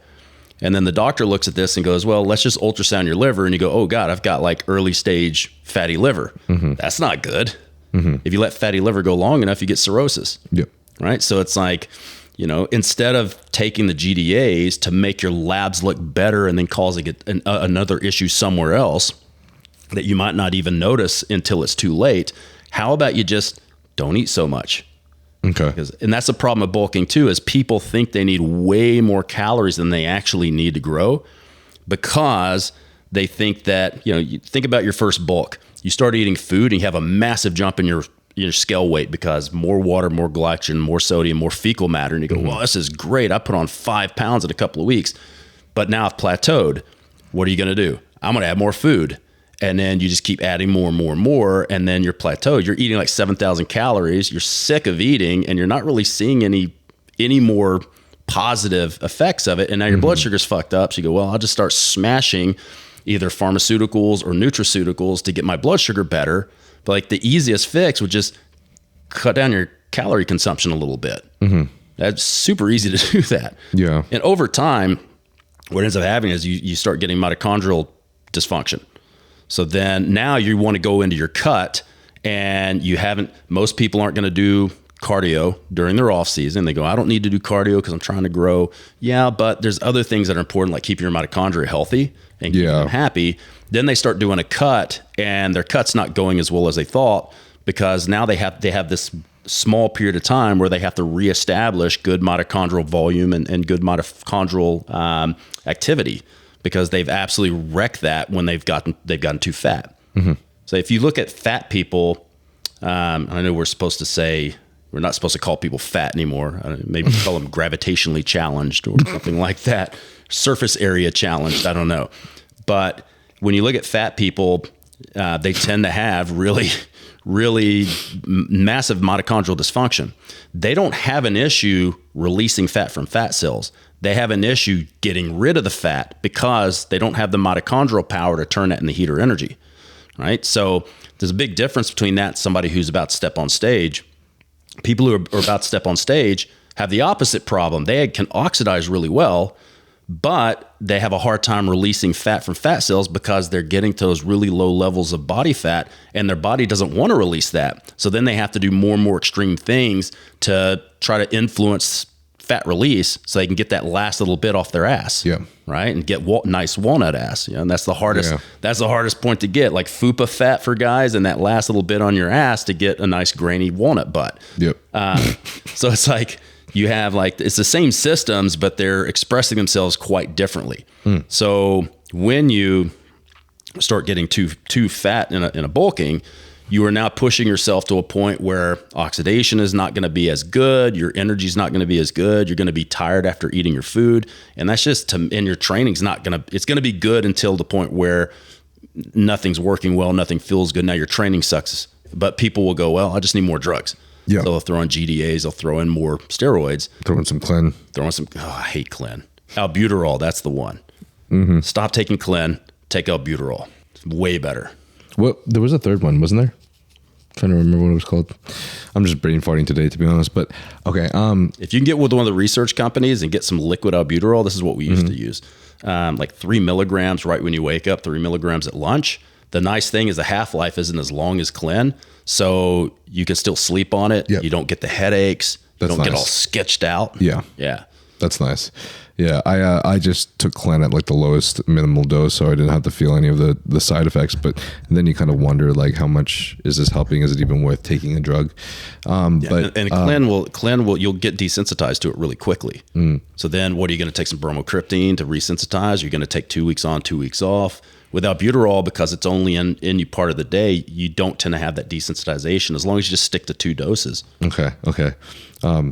Maybe we can talk about this another time. I've had some other guys that wrote like their own ebook on Clen, and going through the research credible studies showing that like Clen you actually don't desensitize to. So the whole 2 weeks on, 2 weeks off thing is not actually necessary. But I'd like to look at that, because I can remember like back in the day we'd start with like 20 milligrams a day, and the next thing you're taking like 60 to 80. Yeah, it's not working anymore. Right, exactly. I remember that as well, and I think basically the ebook and these guys are pressing that's why you don't just listen to the symptoms, like the side effects, the whole like the systemic the stimulant, the feeling of it being a stimulant is not tied to its productivity in increasing your fat burning. But I just didn't like it because of the headaches and the insomnia. Yeah. You know? Right. That just like fights against your productivity anyways. But, okay. I like that you were talking about this because, one of the top bodybuilding coaches and one of the most hyped coaches in the industry right now, Stefan Kienzel, boss of Outlaw, who has 16 Olympians at this last Olympia, he likes to keep things simple. And he also says like, you know, a lot of people will just increase their amount of GDAs or add these anti-diabetic medications. But the problem is here is like, you're just adding more that a lot of the times, like these anti-diabetic medications just starts to fuck up your digestion. And that causes a lot more issues as well. A ton more issues, including, you know, not having a small gut when you go on stage. So, it's just a lot to think about when people are adding drugs and medications. Like, how does this affect you? Because it just affects us all differently. And I know sometimes, like for me, like I've had some good experiences with berberine, but then when I added RALA, berberine, chromium, like any of these things that should help blood sugar, you know, I've started to feel a lot of issues as well, and digestive issues. And obviously I just wanted to try these just to see how my body would respond, because, you know, you never really know. But it's a complicated place, you know, being in bodybuilding. And I agree with you. The smartest thing is just to do the dietary needs that you feel like your body needs to stay healthy. The thing is, like, things like berberine and metformin aren't primarily GDAs. The primary goal of taking those is to dampen gluconeogenesis in the liver. So that's why you have a diabetic, then, you know, they have an increased amount of sugar production and release from the liver. So they do help somewhat with glucose disposal, but one of the main things they do is try to dampen down the liver's ability to push glucose into the bloodstream. So that's the main action. Like my wife, she was having some blood sugar issues. She's finishing out clinical nutrition. We have multiple business we're running. Like she's like burning the candle at both ends. And she was basically borderline diabetic. And this is one of those cases too, where people think that you have to be a big fat slob to be diabetic. That's not the case. Like my wife is tiny. She's all of 120, 125 pounds. I feel like it's more genetic than everything, is it not? Well, it's stress, right? For her, it's stress, right? Yeah, and prioritizing school and work and not prioritizing her own health. So, I put her on berberine. I cut her down to a lower carb diet. We started a CGM, so started monitoring her blood glucose with an implant. And we started berberine, myoinositol, some other B vitamins, I think a little bit of bergamot, some extra magnesium, and cut her carbs down pretty drastically. And it worked. Like in 3 weeks, we're at a point where now she was hypoglycemic. So I was like, okay, we went too far the other way. So now we need to figure out what's working, what's not, and what can we remove and what can we add, like adding more carbs and removing some of the not the glucose agents, but the like the berberine for the output of the liver glucose. And over time, over a few months, we've been able to get her really smooth, really nice area under the curve. She's not waking up with hyperglycemia anymore. She's not waking up with hypoglycemia either. But it took some like strategy to do this. But with her, like you saw the berberine and the gut issues, she was getting gut issues with berberine, which I don't. I don't get them when I take it. So we moved to a phytosomal berberine, and that actually worked a lot better because the phytosomal doesn't affect your gut microbiome like traditional berberine. How's she doing now? Yeah, she's good now. So you guys found like the perfect middle ground? Yeah, it's good. It's good. I think once she's finished with school and that's that big stress off, like the first few years of school wasn't difficult for her.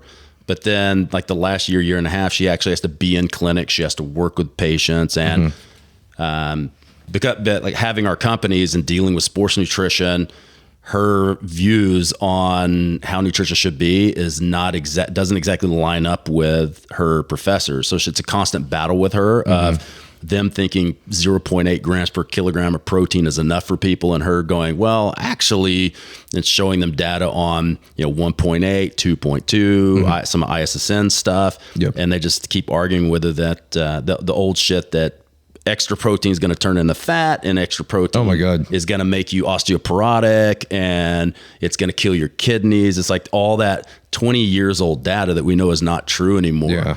So I was just like, babe, just tell them what they want to hear and just get the degree, and then you can do whatever you want after the fact. Yeah. Damn, that's insane. Yeah. Okay, well, cool, man. That was actually absolutely insane that we're going almost 3 hours. So I just wanted to thank you for coming on the podcast, but where can everybody find you? Yeah, thanks for having me. We're at our social media shit. Every year we say we're going to do better. 2025, that's the year. Muscle Nerds _education is our Instagram. We don't really do TikTok, and Facebook's pretty much dead. So that's where, Muscle Nerds _education on IG. And then if you want to, I do a lot of unpolitically correct memes on my personal account. I just don't talk any business related stuff on there. But if you like memes that get me in trouble a lot, you can go to mine at Luke Leaman. Is just Luke Leaman, Leaman. Nice. That's it. And every time you see a massive amount of posts, I'm taking a shit. So you can think about me sitting there taking a shit, posting memes. Fire. Yeah. You guys should, I don't know if you guys do this. Do you guys use Reels? Do you guys post Reels? We do. Yeah. Okay. We do. You should just post those Reels without any like trade or without any timestamps or trademarks or whatever on YouTube Shorts, and then TikTok as well if you're not really, and then Snapchat as well also has these spotlight where you can basically post your reels on there as well. So just the same exact reels, but on these other platforms, because there's different people on the platforms. It really helps. Yeah, we got to do that. Because that's the thing I want to do. 2025, I want to start like long format stuff on YouTube and just lock that in as well. So I'm just getting, where's the time? Like, where's the time? I know, man. All this shit. I know. People were like, dude, you must have like the best life being a creator. I'm like, you don't really get how time consuming this is. No, people have no idea. Yeah. It's horrendous. It's crazy. Especially if you don't have a team. Like if you have a team, it can be like you have people. You need a team for sure. And these days, that's probably one of the biggest problems is I don't have an assistant. So but even then, I still need an editing team for the podcast. But anyways, I asked one last question. But if you were to leave the world tomorrow and you had one message you could send to the entire world today, what would that be? That's a good question. I've been asked some zingers at the end of podcasts before, but that's a big one. I would say I'm going to get real like conspiracy theorist. Your government hates you. Stop trusting the government and the media and just find the truth for yourself. And stop fighting over stupid shit, especially politics. I can't. Oh my God. The stuff. Oh my God. I like to get on Twitter, formerly known as Twitter. And I like to get on and just look at how crazy people are on both sides of the equation. Oh yeah. It's just nuts. The extremists it's pretty insane. It's just nuts. I hate it. The way that our demographics have been just taking a shift. Also how just like, I probably should be talking about this on the podcast, but how like the right is becoming more masculine and the left is becoming more feminine. It's just blowing my mind, to be honest, just how the world is transitioning. But I can't believe, as much as we know now, I don't understand why people blindly believe the media. So it's like, and people tend to be in their own echo chamber. So if you're on the left, you only listen to left news. You're on the right, you only listen to right news. And what people should be doing is listening to both and trying to figure out what's the truth or try to find unbiased stuff. But it's just weird. When I was growing up, there was a clearly defined difference in both these, and now like everything's shifted and moved, so you don't know what's what anymore. Yeah, things are changing fast. Anyways, so all right, thanks for coming on the podcast, bro. That was freaking awesome. Thank you. Guys, if you'd like to subscribe or you'd like to have the podcast, you can by rating us a 5-star on Apple Podcasts, Spotify, or anywhere you find podcasts. Subscribe to the YouTube channel and click the bell button, because that's what gets us sick guys like Luke. So boy. Thank you guys for coming on. Sorry I had a hard time thinking today, but this guy literally did all the talking for the last 3 hours. So thanks, bro. You're welcome. Thank you. All right. Peace, guys. Fire.